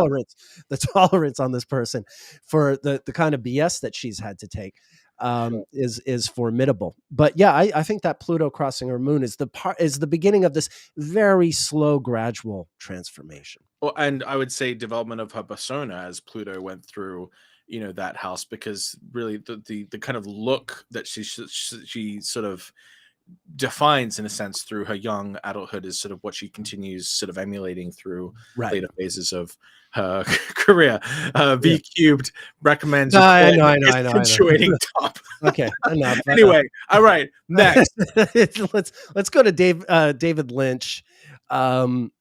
Oh yeah, David Lynch. David Lynch, who I find interesting because, like, yeah, if we just put him on a bi-wheel quickly with Dolly, you can see like a lot of the stuff in the same places, except that he's a Scorpio rising, so the Mars Saturn is in the 9th. The Virgo moon is up here in the 11th on the midheaven. Excuse me. And yeah, I mean, like Pluto for this guy, for David Lynch, with a Scorpio rising, you're always sort of curious about what his life was like in the 80s when Pluto was there. Well, we know eventually it would get to his ascendant around the time of Twin Peaks, right? Eventually, yeah. So this is Blue Velvet. This is Wild at Heart at 12. And Twin Peaks filming begins. Indeed, there we are. This is the day for the very first filming of Twin Peaks, September 5th, 1991. And Pluto indeed was crossing his ascendant when he started filming. Oh, and look at where Saturn was. Wow. Do you think we'll get a fourth season of Twin Peaks? I haven't been. I'm going to catch up on the new Twin Peaks. I watched the series back in the 90s, but sorry, this is the movie was filming. That's Fire Walk with Me. I thought that because I remember the TV show was 1990, so I was wondering here's the the broadcast of the pilot, which is a year and a half earlier. My mistake. Sorry, folks. I should have noticed. But this is, they look, Pluto's still on the ascendant. So you can see actually that we see in April 1990 when the pilot first broadcast, and the network really had very low expectations. They did not think this was going to be hit. So Pluto had recently stationed retrograde on his ascendant, maybe about 2 months earlier. And then a year and a half later, when he's filming Fire Walk with Me, the movie that followed the 2 seasons of the original show, that's when Pluto again is crossing his ascendant. So you can see that whole journey there, which is pretty interesting. Yeah. And Saturn having gone from like his Venus to his Sun over the course of the whole Twin Peaks thing as well. Wow. So yeah, I don't know. You know, the thing about David Lynch is, I mean, he's really good at catching you off guard. I mean, that's kind of his deal, right? You know, is throwing you off and making you uncomfortable. You know, his cinema. It's funny, like, you know, when you know his movies well, they can become the sort of cozy blanket movies that you love. But like when you first see them, I mean, any of them, they tend to shake you up. I never, you know, I mean, I was born in 1987, so obviously, I'd lived in the UK, so I didn't see, you know, this obviously when it first came out, but I caught, you know, the whole show much later, like maybe back in like 2019 or so. Okay. Or 2020. No, I think we watched it in 2020 because it was after the third one had already come out. So we got to watch the third one as soon as we'd already watched the first and second seasons. And my wife and I, we were just like transfixed by this show. Like the first season especially was just incredibly engrossing. Yeah. And it feels like I feel like he really loves to. He kind of uses like a dream logic. Well, no, he absolutely does. It's hard to follow if you're imposing your own expectations on it. But if you do, everything means something else. If you just let yourself be taken by it, then you know it's a wild experience. Very unusual and very original. What's interesting to me, I mean, I realize because like I grew up like in high school, I used to go to movies with my girlfriend often, and this is when movies like Blue Velvet and Wild at Heart were coming out. And of course I caught up on movies that had come out when I was a little too young to see them at first, like The Elephant Man and Dune. He did a version of Dune that it gets panned, but it's good in its own way. I like it for what it is, but you just didn't have the money. I get how. Well, also you can't do. It's kind of like Ridley's Napoleon. You can't do a 2-hour movie about it. You can't. It's just not going to work. But like all his movies, I find something to really love. I'd say Blue Velvet is my favorite. But by the time he came out with Twin Peaks, it was really like, wait a minute, this guy who makes these freaky, terrifying movies is going to do a TV show? What? It was such a so it's funny to me, like I think you think of him mostly as this guy who made Twin Peaks. I think of him like for all these movies he made. And then, while I did love Twin Peaks, the original run, that was like, this weird thing that he went off and did after he made all those great movies. I did see Elephant Man before. I saw Elephant Man as a child. Okay. And at first, well, I didn't realize until much later that it was actually made in the 80s. I thought because it was in black and white that it must have been made a really long time ago. Anthony Hopkins must be really old. I was so disturbed by that film. Yeah. And I felt. Have you ever seen Eraserhead? You should see Eraserhead. That was a movie I saw when I was maybe 14 or 15, and that freaks you out. Wow. It might not. You've already become a dad, but any young man who's like hasn't become a dad yet, Eraserhead will get you in the nads. I feel like with the fact that he's Scorpio rising, that means that Mars is the ruler of his ascendant, which is in the 9th place with Saturn.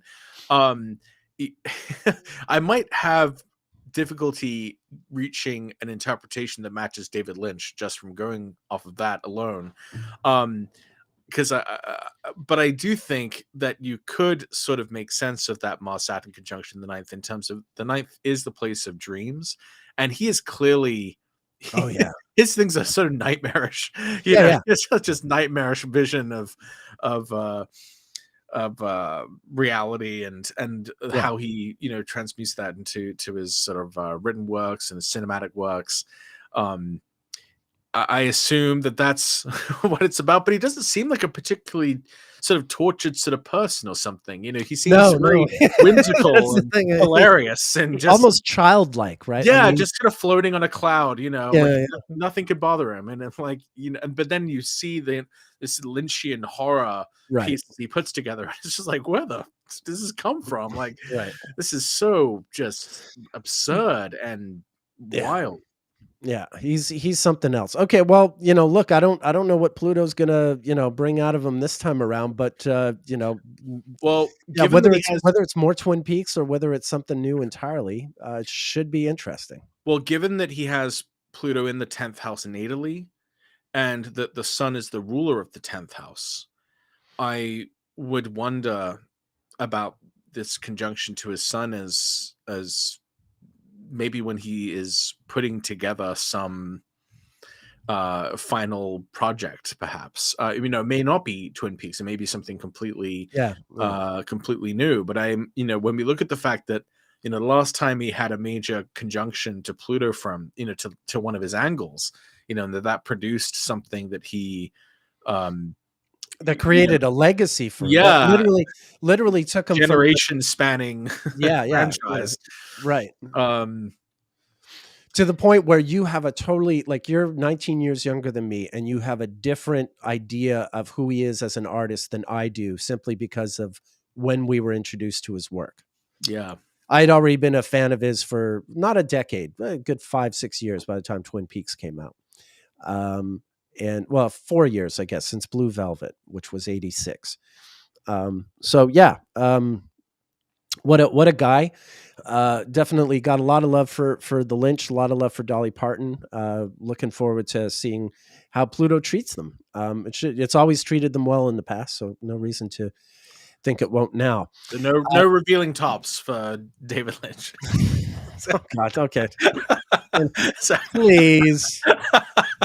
Sorry. I'm just I know it's yeah. creating I mean, some entertainment value here. thank you. Yeah. You're welcome. It's like everyone wants to hear those Dolly jokes. Okay, so Oh. the next figure to look at, again, it's an untimed chart. She's a dancer, she's a romancer. I'm a Capricorn and she's a Cancer. Those are the lyrics to the Kiss song Come On and Love Me. This is Paul Stanley, the lead singer of Kiss. And very recently they performed what was supposed to be their last show. Mind you, it was like, I don't know, I've lost track. I was a Kiss fan in 1978. So I kind of, I did see them live in 1983 on a lark, and it was great.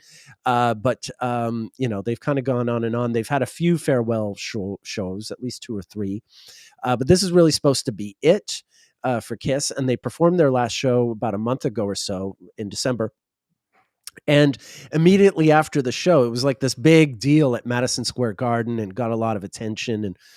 And they played this big show, and it's supposed to be the end. And right away, Kiss announced that they were now going to have like this virtual Kiss live act that some kind of they don't even have to turn up, but they still get a paycheck. So there's like some kind of touring virtual Kiss show, virtual reality Kiss show coming. Huh. So yeah, talk about the whole, Pluto going into Aquarius, AI. Yeah, I'm sure all of his fans will, get an Oculus and No, but Kiss fans are pretty intense, my man. Kiss fans are yes. pretty intense. Do not underestimate, and quite dedicated, because it's been 40 years since they made a good record, and they're still turning out. So there you go. Paul Stanley of So Kiss. WS just asked us to please give us some Pluto mitigation ideas at some point today. Yeah, I don't, Well, we're the wrong ones to ask, man. probably the wrong ones to ask, but I think that in general, I think you'd have to think about the way that it hits your chart and what house it's entering in your chart and how your natal Pluto is configured, and to either I guess to embrace the most positive version of that placement, or whatever house Aquarius occupies in your chart, that's going to be a place where you have a potential to have a profound impact. And so try to make it a positive one, and to be open to discarding a previously established pattern of how you've dealt with that thing in your life. So if it's about Pluto in the second, and you're someone who has struggled with money, maybe Pluto in the second, maybe you could start it off strong, by starting a savings account, or looking at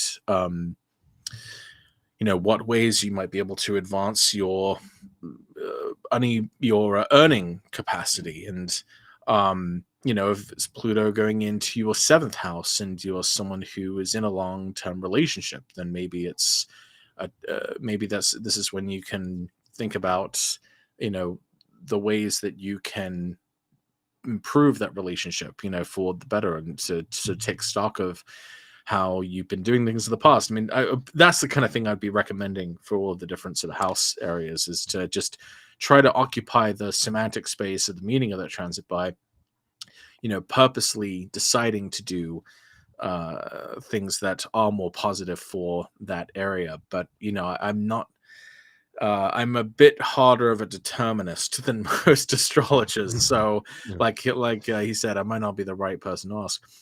Um, I would just chime in. I mean, I'm also somewhat maybe a bit more determinist than most. But I think, like, to whatever degree you can control the way you're transforming, to whatever way that you can shape how the change is happening, into that.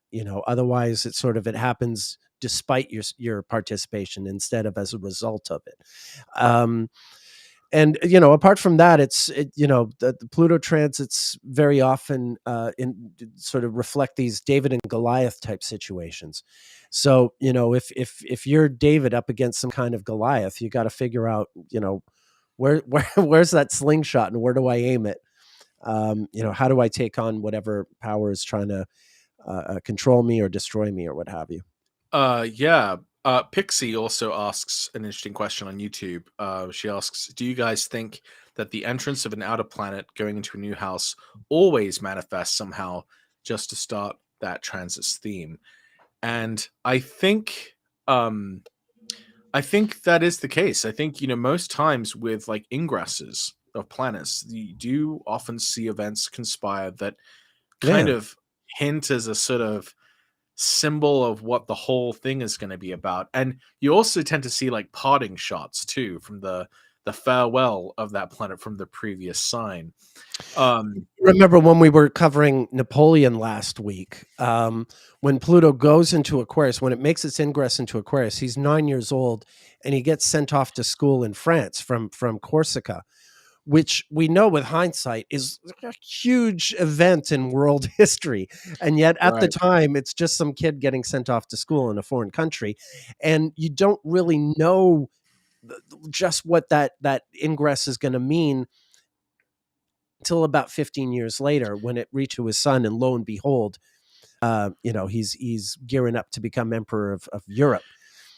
That's a really important thing, actually, is that because like as the late and great Alan White said, Pluto tends to make big things small and small things big. With Pluto especially, I would say that there are like small things or seemingly insignificant things that can end up being extremely consequential later on, like what Nick just mentioned with Napoleon leaving his home for the first time and going to this place called France, at Pluto's ingress into his fourth house. Yeah, monumentally important, but you wouldn't necessarily interpret it at the time. At the time, it was just this young child being separated from his parents and having to encounter this strange new place for the first time.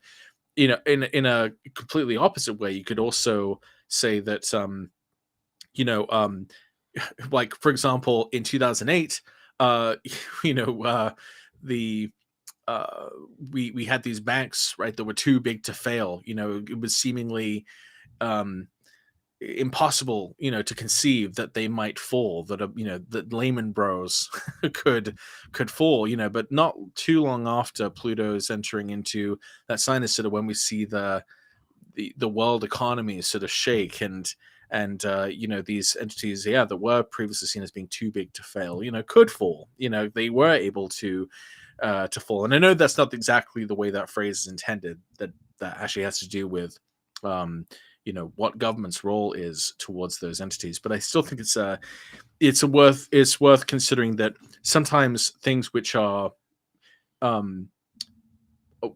assumed to stay the same, or are at a kind of peak in their importance or size, or something you've taken for granted, perhaps, when you enter a Pluto transit, that it may also be like the big things, the sure things, the solid things that may go a completely different way through the course of that Pluto transit, and that may only be seen at first by a couple of smaller events, but they sort of cascade into kind of more significant ones, much like an atomic reaction. A split atom ends up hitting other ones and splitting other ones, and before you know it, it's it's a Chain explosion. reaction.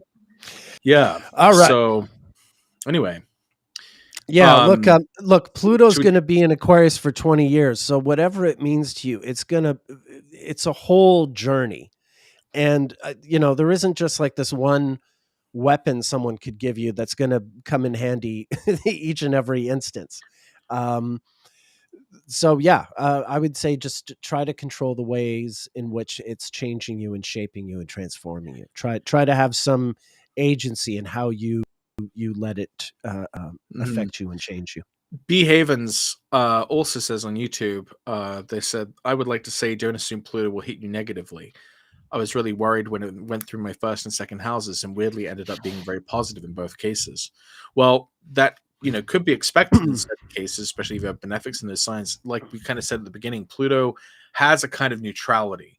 It just kind of accelerates or makes more extreme whatever planets is coming into contact with. So it's if anything, if your life is absolutely miserable and you have nothing to be grateful or thankful for, then that impending Pluto transit is probably a godsend. Because it can't go any lower. Yeah, if you can't go any lower, then good news. It'll probably elevate you. The people I worry most about when it comes to a coming Pluto transit are the people who are totally happy with everything. They got a great job, great marriage, like everything is just, no complaints. And then I'm like, oh no. That's when I worry. If you're already struggling in some way, it could just as well be, the best thing that's happened to you. I would say, especially for Pluto and Aquarius, given things that have happened during previous Pluto and Aquarius periods, that if you are part of the landed gentry, as it were, if you are right, part of this sort of class of Leo figures, that well, let's say heads may roll. That's right. Some heads are gonna roll. Okay. Shall we move on with more examples? Yeah. Let's keep going. Okay. All right. Just a moment here. Oh, this next one. Okay. Well, this next one. Yeah, this next person is kind of like, I don't expect too much to happen to this next person for the simple reason that this next person is already dead. But oh my God. So I don't think much is going to happen for this person. The transformation they're undergoing is they're becoming worm food, if they're not already.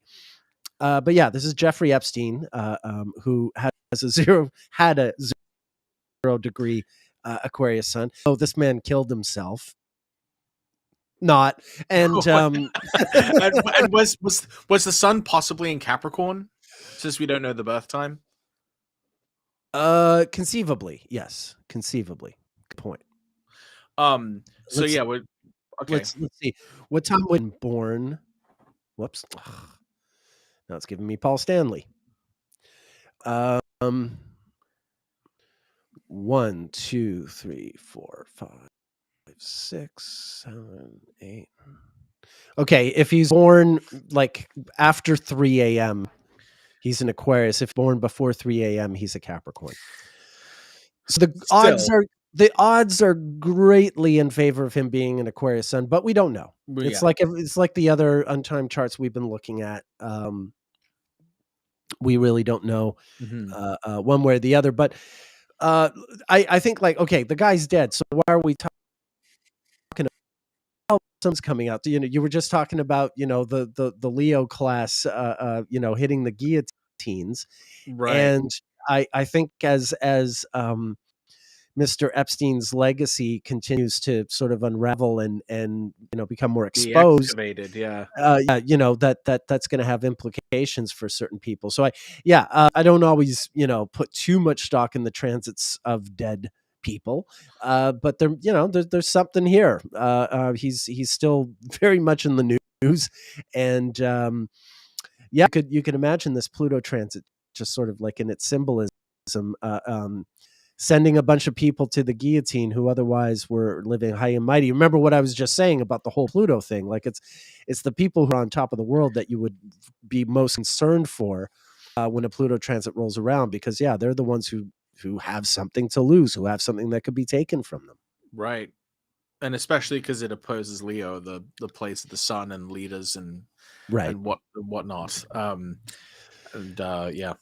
Yeah, like Bob Dylan sang, "If you ain't got nothing, you got nothing to lose." Astro Brain Farts on Twitter says, Astro Brain Farts Great name, says, great name. Megyn Kelly insinuated that we would hear from Epstein himself this year, perhaps on a video. So Great. that's an Okay, so there you interesting. go. Talk There you about go. bringing you know, the dead to Dead life. back to life. Yeah. Yeah, the whole Frankenstein thing, which is one of the things Chris and I talked about on his Pluto episode.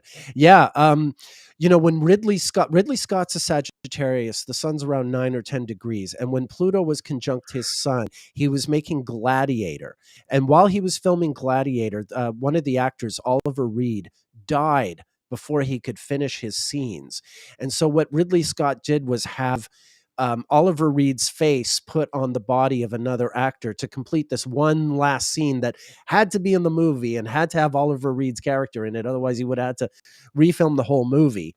And so it was the first instance in cinema that, yeah, a dead actor was brought to life. You know, using that Plutonian technology. It was interesting that the film's director was having a Pluto transit to his son at the time, Wow. and that does remind me to like you know what's happening here with Jeffrey Epstein. I just watched last night actually a movie I saw back in 1981. I rewatched it last night, directed by Michael, who would later of course write the Jurassic Yeah, books. Jurassic Park. But he was a film director. Movie called Looker with Albert Finney, which a 1981 idea of what like the current AI crisis is involves regarding you know what the strike was just about, whether you know actors could be you know memorized by AI and their likenesses used without their permission. So it's funny, this whole thing is coming up again, this sort of Plutonian idea. That you know started in some ways with Ridley Scott bringing Oliver Reed back to life in Gladiator when he had his Pluto transit. So yeah, that would be interesting if Jeffrey Epstein has something to tell us this year. Yeah. Yeah, wouldn't that be something? That would be something. All right, let's move on. Okay, I think this is the last sun that we're going to talk about, but this one is in a group of other charts that we wanted to look at. The Spice Girls. I don't know why. Yeah, this is gonna We be strange. okay. Um, let me go to my ye Spice Girls. Um, I, Not that one, Nick. I, Not that one. The Solar Fire one, I Nick. walked into Solar that. Fire one. I walked into that. Oh God. Oh Jesus. Thanks, Okay. Watson. All You're right, very welcome. funny guy. All right. Crying out loud. No, we noticed a few people in the Spice Girls who are getting big Pluto transits. Emma Button, who was Baby Spice, has the sun probably at 0 Yeah, Aquarius. most I think likely. Yeah. most likely. What at 1 a.m. it was, yeah, maybe if she was born even at Yeah. midnight she's an Yeah, Aquarius. she's Okay, so Emma Aquarius. Button, she's an Aquarius sun, and then Mel Scary Scary Spice. Spice has the moon at 1 degree Sagittarius. She has a time chart here. I'll put those are the scary angles, and there's the scary moon in the 4th. That's getting a Pluto transit. 2 of the Spice Girls are getting that. And then a third Spice Girl is married to a dude who also has the moon in the path of this year's Pluto transit at 29 Capricorn. David Beckham, who's married to Posh Spice. Yeah, Victoria Beckham. He's getting a Pluto transit. So, yeah, I don't know. The Spice Girls have not been a story for a very long time. I don't know what we might expect from all this. I don't think anyone. It's like Jerry Halliwell is a Leo, but it's later in the sign, so the opposition won't be. It occurs to me that, like, they came out in like 1996, right? That was when they. Yeah. So that would have been when Uranus ingressed into Aquarius. Yes. Yep. That's absolutely right. So they were kind of part of this Uranus and Aquarius story then. And now we don't know. Yeah, I mean, not all the other Spice Girls had personal placements or points, as far as we know, around those same degrees. But it is strange that all of them are kind of getting hit. Well, at least 3 of them, 2, and then one spouse of one who's getting hit by a Pluto transit to like a luminary. I mean, I'm not sure I have anything specific to note about that. We were going through names and we just kept coming up with Spice Girl related things. And we're like, okay, I guess we got to talk about one of these really weird threads that like might be completely meaningless, or it might be very interesting. I did hear "Wannabe" at the Tim Hortons the other day. That's a sign. Yeah, I hadn't heard How it long in like a day? Yeah, years. when do you hear "Wannabe"? It was a new remix, or it was definitely a remix. I don't know if it was new, a remix of "Wannabe," but it was the Spice Girls singing. So yeah. Now, what about well, I guess we probably could have gone more in depth with like whoever the spouses are of the Spice Girls at this point. I only know David Beckham because he's obviously the right. Scary Spice was with Eddie Murphy. Yeah, that's true. They had a kid together. Interesting story there. Yeah, but I'm also. I mean, I'm not a Spice Girls guy. Right. Despite your your scurrilous remarks about my having. Well, I was 10 at the time. I had a big crush on Ginger Spice. What it's worth. Sure. I was in my mid-20s, yeah. So it was kind of like, okay, like right, yeah, not for me. I just watched the Spice Girls documentary revolving around Jerry and Mel B's secret relationship. Well, hey now. Okay, well, yeah, that's they were the Spice Girls. So there you go. There's some spicy, yeah. Well done. Look, if it happened in the Who, it can happen in Spice Girls. All right. So those are the suns. We have other planets besides that that we can talk about. What should we do first? The moon or the ascendant? Well, we may just want to hit maybe some of the biggest names because we're kind of running up on our usual time frame of doing 2-hour streams. But we did mention Taylor Swift, so we might want to address that. Yeah, let's. That's a good idea. We'll just pull out randomly some big names, and so let's pull Taylor up. Just a moment here, and I will be with you.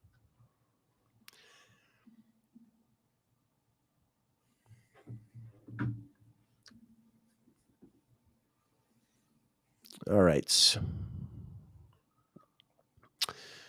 There she is. Okay, Taylor Swift. I don't.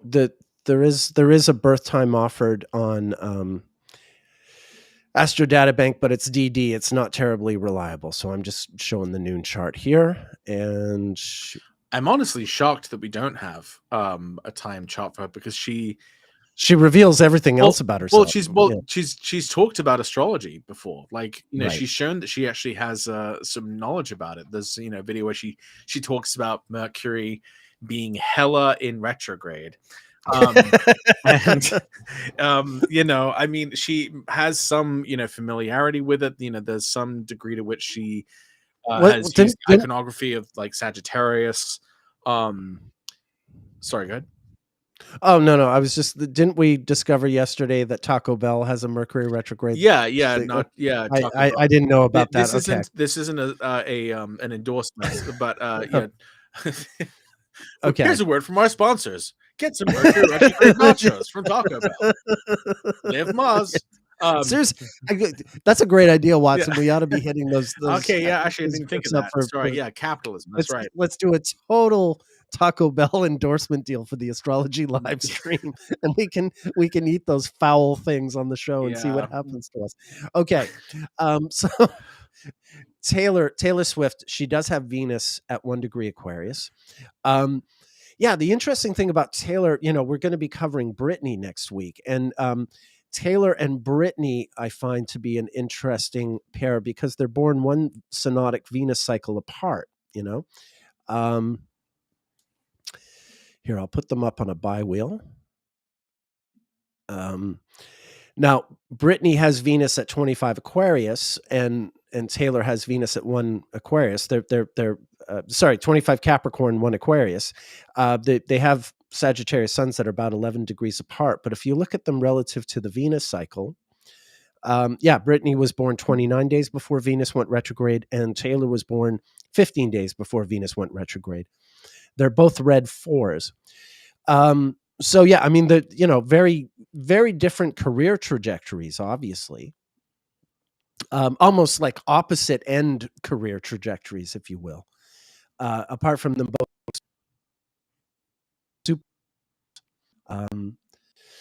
Taylor's entire sort of, well, I guess they've both had to take back control of something that was taken from them. But Taylor's was a little more all encompassing. How would you differentiate that? Are you there, Patrick? Yeah. I was just trying Okay. to figure out what, if anything, was going on when Saturn went over 1 degree Aquarius, to see if there was any sort of, do we have any Swifties in the audience who know the answers to these questions? I mean, according to what I'm seeing, there's nothing that necessarily stands out about the particular time. She was with one person from like May 2017 to about April 2023. So she was with that person through her Saturn return and through Saturn's stay in Aquarius, and then it seemed to end right around Saturn entering Pisces, because she had a new relationship again in May of 2023. So there's right. That's the whole football thing. Like suddenly, no, that was even later. That was So her thing with Travis Kelce seems to have begun in July of 2023. So a Venus retrograde story, basically. Okay. Yeah, Venus went retrograde in Leo, and that seems to be when that happened.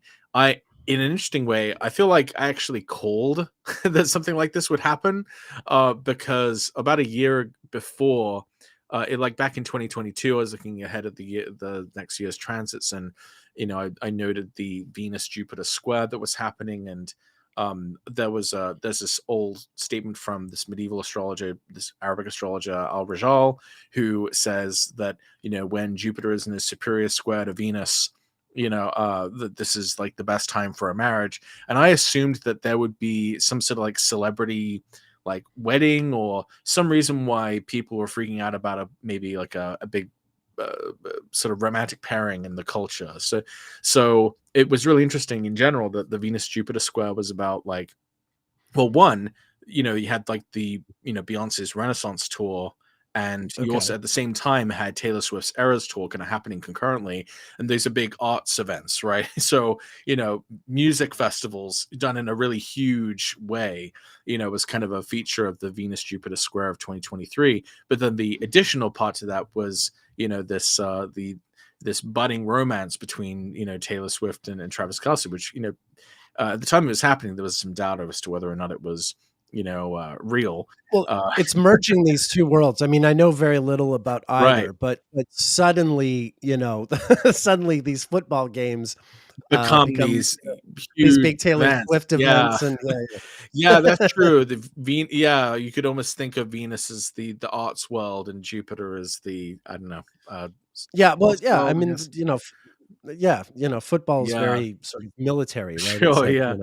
it's So yeah, it's an interesting pairing, but in any case, with Pluto onto Venus, we know that Pluto tends to kind of empower, but almost to an unhealthy degree. when it comes to Venus, when it comes to a given planet. So Venus is like the planet of desire in a natal chart, and it can, if we think about the Venus Pluto sort of combination, then we would tend to think of like the extremes of desire, extremes of jealousy, or the extremes of passion Yeah. and attachment, and so this could just make sense for the I don't know, the beginning of this sort of powerful union between them. But I would probably suspect that there Mm. might be some other way that this makes sense. It could Yeah. be, there could be many In ways. in my experience, Pluto transits to Venus involve triangulation. Where you suddenly have three parties where there should be two. Sometimes that's because a challenge to the relationship, like some other third party in the relationship, comes into the picture. But it doesn't necessarily have to be a romantic interloper. It can be one of the two people's mothers have to move into the house because they're sick, or someone's got a really close attachment to their pet, and that comes into the relationship. But it just, Pluto to Venus Or the career, typically, yeah, well, there's that, but it's usually a person or an animal. yeah. It's some kind of triangulation comes into the picture when Or Pluto the comes to Venus. fans, as Chelsea says on YouTube. Yeah, conceivably, The yeah. well, because they are very, very, Very obsessive, yes. yes, Yeah. very, Yeah, very could be, attached. but I'm inclined to think it's someone really in the relationship, a third party who literally comes into the relationship in some way. So you're predicting kind of like a love triangle situation, or Well, that's the most obvious sort of outcome of the triangulation, not the only one. I'll predict triangulation before I say outright that it's someone having an affair. well, because I mean, I guess that it sort of encompasses potentially more unconventional arrangement as well. But I would tend to think of something like opening up a relationship as maybe being more like Venus Uranus, as opposed to Venus Yeah, no, Pluto, which is much that's more. not what I'm getting at. Yeah, Yeah, I think that if it, because I would think of Venus Pluto as being extremes of desire, so jealousy, which could be certainly accounted for by something like an a third interloper, a party. third party kind of Yeah, entering the relationship, which would be not necessarily great, because even if it wasn't substantiated, even if the fears or the jealousy isn't actually based on something, or it ends up being kind of immaterial, I would still think that's probably um a lot for someone to handle if they feel like their sort of trust is being betrayed, or sure. that someone else is taking their beloved precious. It's it's when people get a bit Gollum like over the people they love, and Yeah.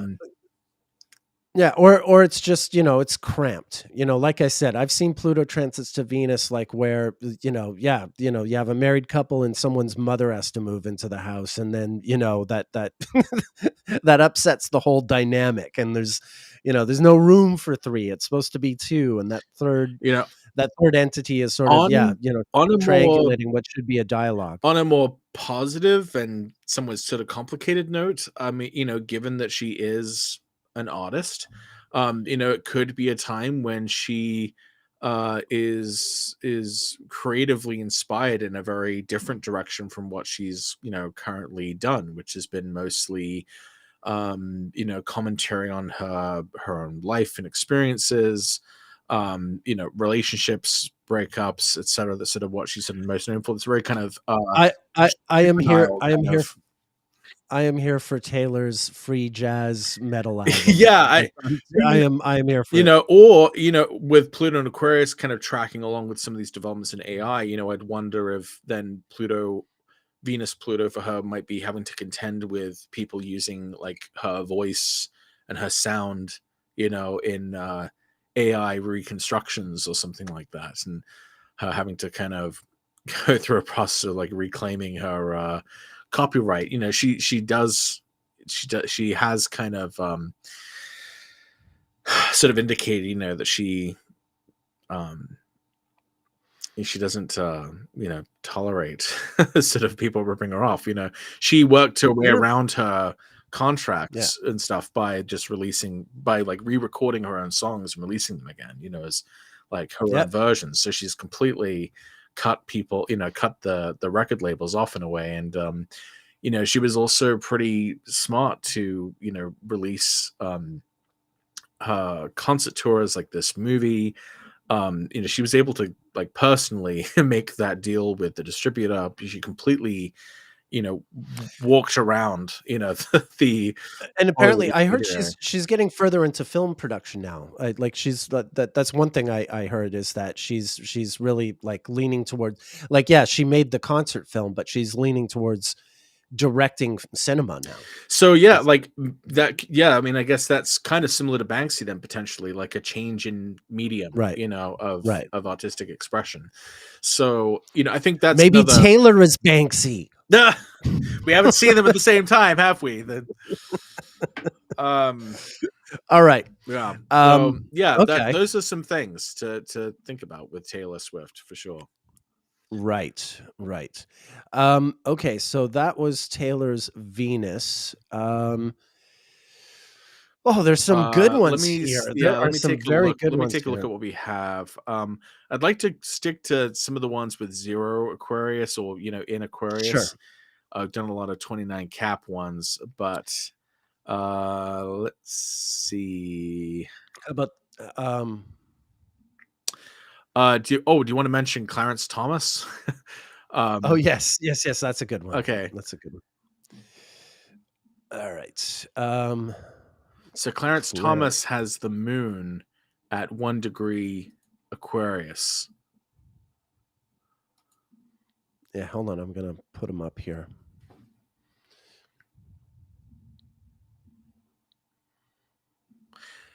Astro Brain Thoughts reminds us. Yeah, the Cat Williams stuff. Yeah, right. It's funny how he's kind of come out of the woodworks. The blue. Yeah, yeah, but yeah, it's a viral, and he's basically called out like every other comic. Yeah, I mean, it was kind of shocking, in a way, like it's just so different from the way he, that you see him normally on stage. He's just, I mean, obviously people have like a stage persona and they are a different way in person, but it was just remarkable to see such a vast difference, between the way he is as a performer versus the way he was in that interview. Indeed. Love that guy. So here's Clarence Thomas. Here's Clarence Thomas, someone I don't love. Clarence Thomas has the moon at 1 degree Aquarius. Natally, Pluto is conjunct Saturn in the 8th. So yeah, benefactors much. Yeah. Getting yacht trips much. So Pluto's coming to the moon. And I wonder what that means, like being compelled to step down from the court because the scandal's too high. I mean, he really doesn't seem to give a damn. Like he's going to do what he's going to do. What do you think? Well, okay, so he's 75 at this point. Yes, right now he's 75. He'll be 76 in June. Yes. So 75. So that means 1, 2, 3, 4, 5. Aries perfection. He's in an Aries perfection. So it's highlighting the 4th. It's highlighting his Mars.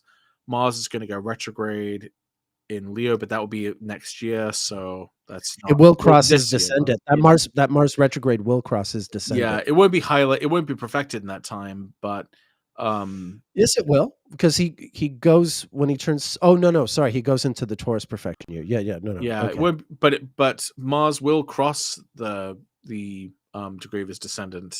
Wait, no. When does Mars reach 25 Cancer? Does that happen on or off? I think it would be after June 23rd. In any case. It'll happen. Let's look at his. Yeah. Let's look at. I mean, he will get Saturn opposing his Mars this year. Yes, he will. Right there in the solar return.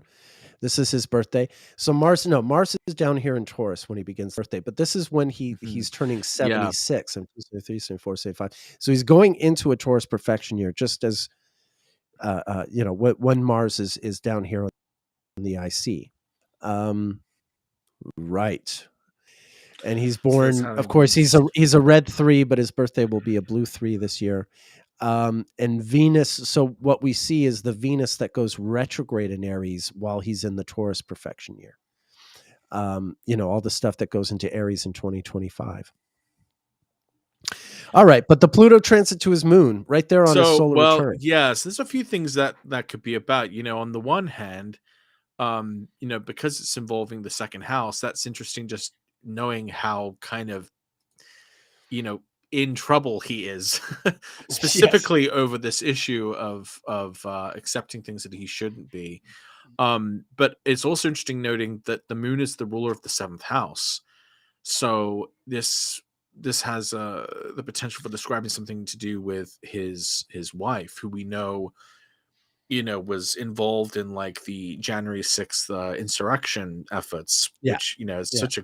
such a wild conflict of interest, that he didn't recuse himself from these judgments surrounding that. But it's just kind of wild that that's happening at all. But I guess Pluto coming onto his moon then would be, I guess, bringing some other kind of focus or attentional scrutiny to his wife and to his financial situation, bringing to light Yeah. exactly This what is he has, and that this being is the under scrutiny. this is the kind of person I imagine has a fall from grace, that kind of Pluto transit. Yeah, he's in a lot of trouble, or at least he Right. should be. Right. When you think of those transits too at the end of 2020, Jupiter and Saturn would have made they conjoined at 0 degrees of Aquarius, and Yeah. then Saturn was sitting on that placement through 2020 into 2021. So it's interesting that that's actually really close to, well, January 6th, 2021. Saturn would have been pretty close to his moon. Yeah. There we are. Yeah.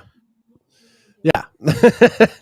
kind of speaks for itself. Yeah. So his wife, I guess, was somehow involved in the organizational planning of the January 6th event, and you see Saturn would have conjoined his moon exactly in the lead up to the attack, and with Pluto now set to go over that same degree, over those same degrees, I imagine this will be sort of coming up again in a very significant way, or worse. His wife is up to something else. But January 6th was just Saturn. But in Right. 2024, it's Pluto. Like, what is she Right. up to now? So I mean, Should be that's, interesting. Should yeah, be I interesting. mean, I wish I could say something more specific about that, but that's what occurs to me to say right now. All right. Okay. Who do you want to do next? This was also Pluto on his ascendant as well. Yep. Yep. I was Wow. noticing that. Yeah. So let's see. Maybe we could do at least one from the other combinations here. Shall we do this Jupiter person? Oh yeah, sure. We might as well. That is kind Yeah. of unusual. Yeah. Yeah, maybe we wrap with this one. Okay. I'm Sure. Yeah. yeah, I'm gonna. I've got a bit. I gotta have Yeah. lunch and Yeah. No, stuff like that. absolutely. I can't do another 4 hour. I did 2 4 hour uh, um, shows in a row last week rather. So I can't quite do Yeah. that No again. worries. All right, cool. But this is a good one. We'll go out on a high note. And this is someone who's kind of obscure. I don't know if any of our Yeah. listeners are going to know who they are. Somewhere in the Maybe you've heard recess, of them. somewhere in the deep weeds of political history, we've seen this guy before, Mr. Barack Obama, who's got Jupiter at 0 Aquarius in the first house. House. Yeah. So, I mean, this guy, you know, this is someone else for whom Pluto could be really interesting. I don't, unlike some of the people we've been talking about, like say, Bill Maher, Clarence Thomas. I actually like this person. I don't. In other words, I don't. If something bad happens to Clarence Thomas, I'm not sort of too moved. But this isn't someone I would, I wish any ill on. But I wonder, with Pluto going into the first house and starting with that transit Jupiter, yeah, it may not be personal, just sort of his political legacy.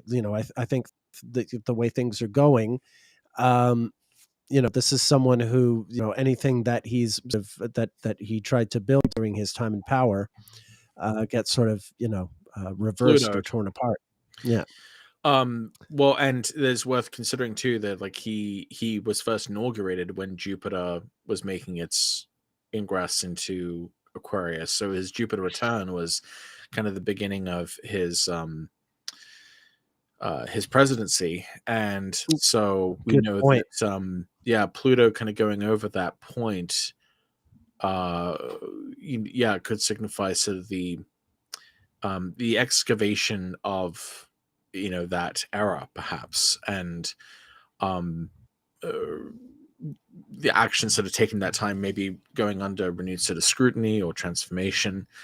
uh Yeah, it's a whole refutation because, as we've said in the 2 weeks ago when we did our forecast episode, we realized that the inauguration in 2025 is going to be Venus Saturn at these same degrees. Like Saturn is going to be on the Uranus of the Obama inauguration, and Saturn and Uranus always refute each other. They're real opposites. Um, and then you have like Pluto is not just going to be going over his Jupiter, but over the whole Mercury Sun, configuration of his inauguration. So I think you're onto something there. That this has to do with the legacy of his presidency and how the upcoming election is a sort of uh, um, a reaction to. Now, another thing to consider here too is when Pluto does come onto his Jupiter, it will also be beginning to form an opposition to his Mercury, which is interesting because that would make me think that whatever, like typically when we see Obama speak, he's noted, he's celebrated really for his rhetorical ability, and he has that Mercury Right. Jupiter opposition, so he tends to speak in these kind of lofty, grand terms. And with Pluto then being on his Jupiter and opposing his Mercury, I would think then the things that he has to say, or the things that he has to talk about, are of extreme kind of import. Something really interesting actually about Obama recently is he has a movie production company that he runs with Michelle Obama. And one of the movies that they produced that was recently released on Netflix is this movie called Leave the World Behind. And he didn't have anything to do with like the writing of this film. He was just his production company that sort of handled this. But what people are talking about with this film is it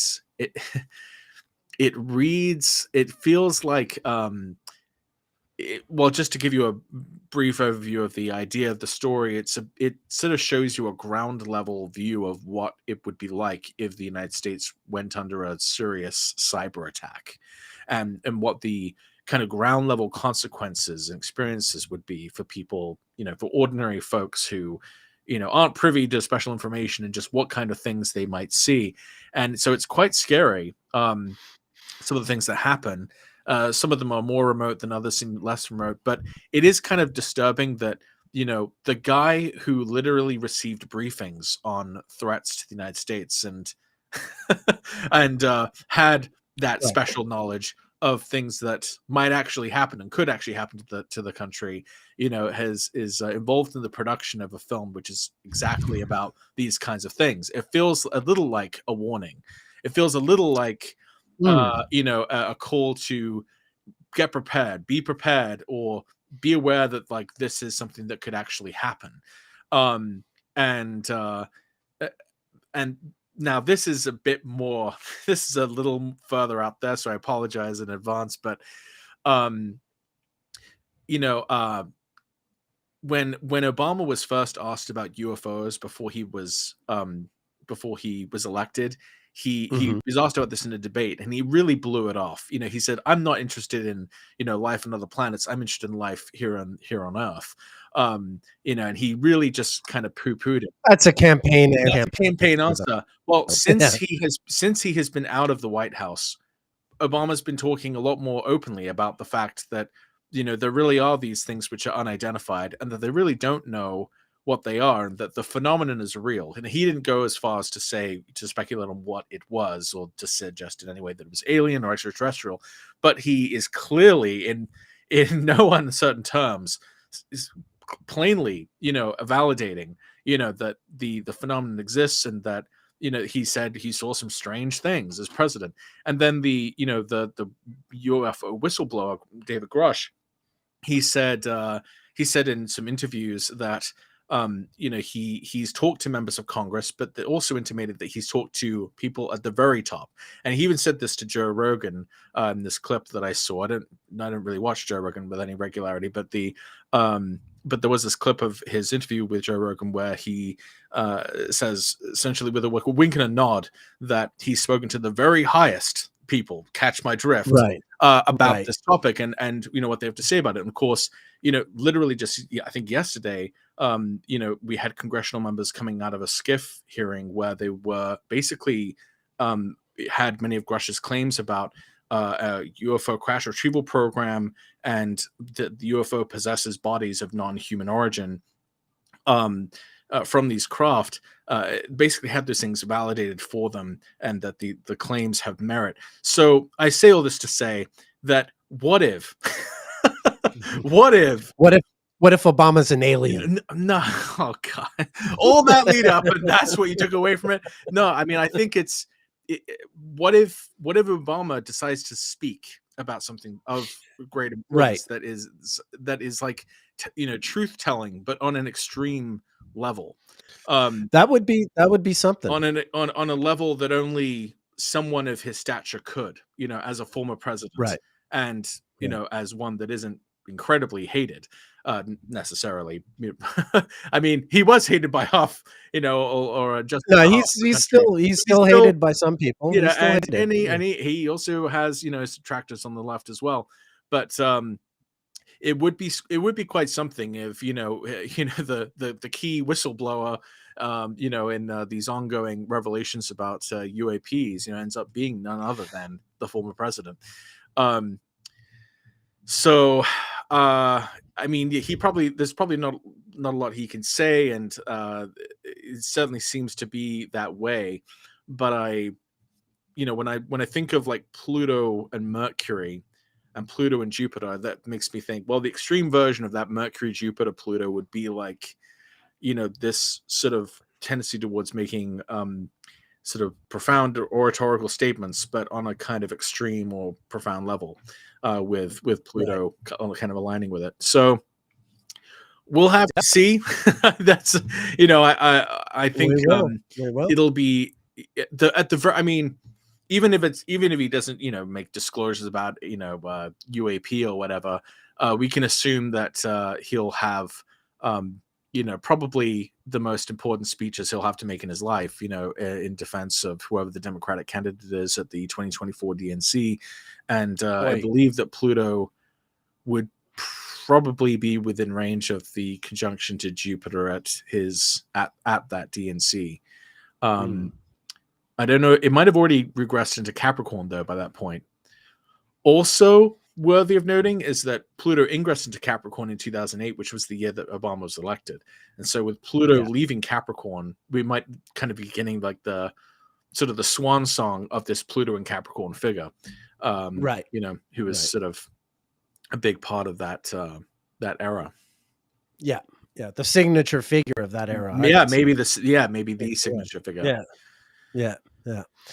All right. Well, yeah, that's a lovely high note to leave the the live stream on. But I am yeah depleted in strength, and oh yeah, people are saying Talk's the first husband of the U.S. Well, that would be nice. Alrighty. Well, everyone, thank you so much for tuning in today for this episode of the Astrology Livestream. If you are watching us on Twitter or Facebook or Twitch, please subscribe to us on YouTube. Just search the Astrology Livestream on YouTube. Please subscribe to us there. If you would like to support the if you would like to support this live stream, please go to our Patreon.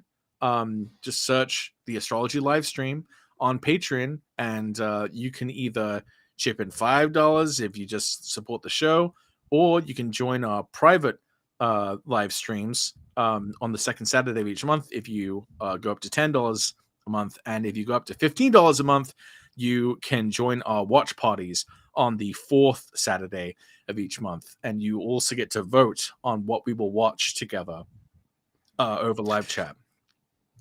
That's right. So, yeah, we had good fun yesterday. We hit on a major astrological revelation that we're not sharing yet. No, only our patrons know about. But yeah, we'll have to get around to that at some point on the regular show. Sure. And yeah, next week, Britney Spears. Yeah, we'll be talking about the life of Britney Spears. Yeah, and so we both got to read her book this week. Yeah, we got to read a book. and I'm gonna have Baby One More Time on a loop, on my phone, playing on my phone. Yeah, so that's gonna be fun. I'll see how many Britney Spears puns I can fit in to the show. Oh, good Lord, kill me now. All right, cool. So I'm looking at that. That's going to be awesome. Yeah, please subscribe to our channel, support our Patreon if you can. Watson, who are you? I'm Patrick Watson. I'm an astrologer. You can see my blogs and my services, including natal consultations, elections, rectifications, tutoring. I'm always available. I'm available on short notice and for longer periods of time away. So yeah, you can find me and my work at patrickwatsonAstrology.com, and you can find me on most social media sites at pwatsonastro. Fantastic. And my name is Nick Dagan Best. My website is daganbestastrologer.com. I'm also able for your various astrological needs, and open for business. Looking forward, just enjoying the hell out of consultations these days. It gets more and more fun. It's nice to love your job more and more as time goes on, as opposed to the other way around. So thank you for allowing me to feed my family, but also for giving me a rewarding trade in life. That certainly makes it all bearable. Watson and I are working astrologers, and we're here at your service. And we'll see you next Sunday, same time for Britney Spears. We're gonna cover it all, aren't we, Watson? Yeah, well, everything she talks about. Yeah, whatever's in cover. Yeah, everything. And actually, there'll be a great Pluto story there as well, for Britney Spears. So fantastic. All right. All right, everyone. We'll see you next week. Thank you so much, and bye for now. Bye.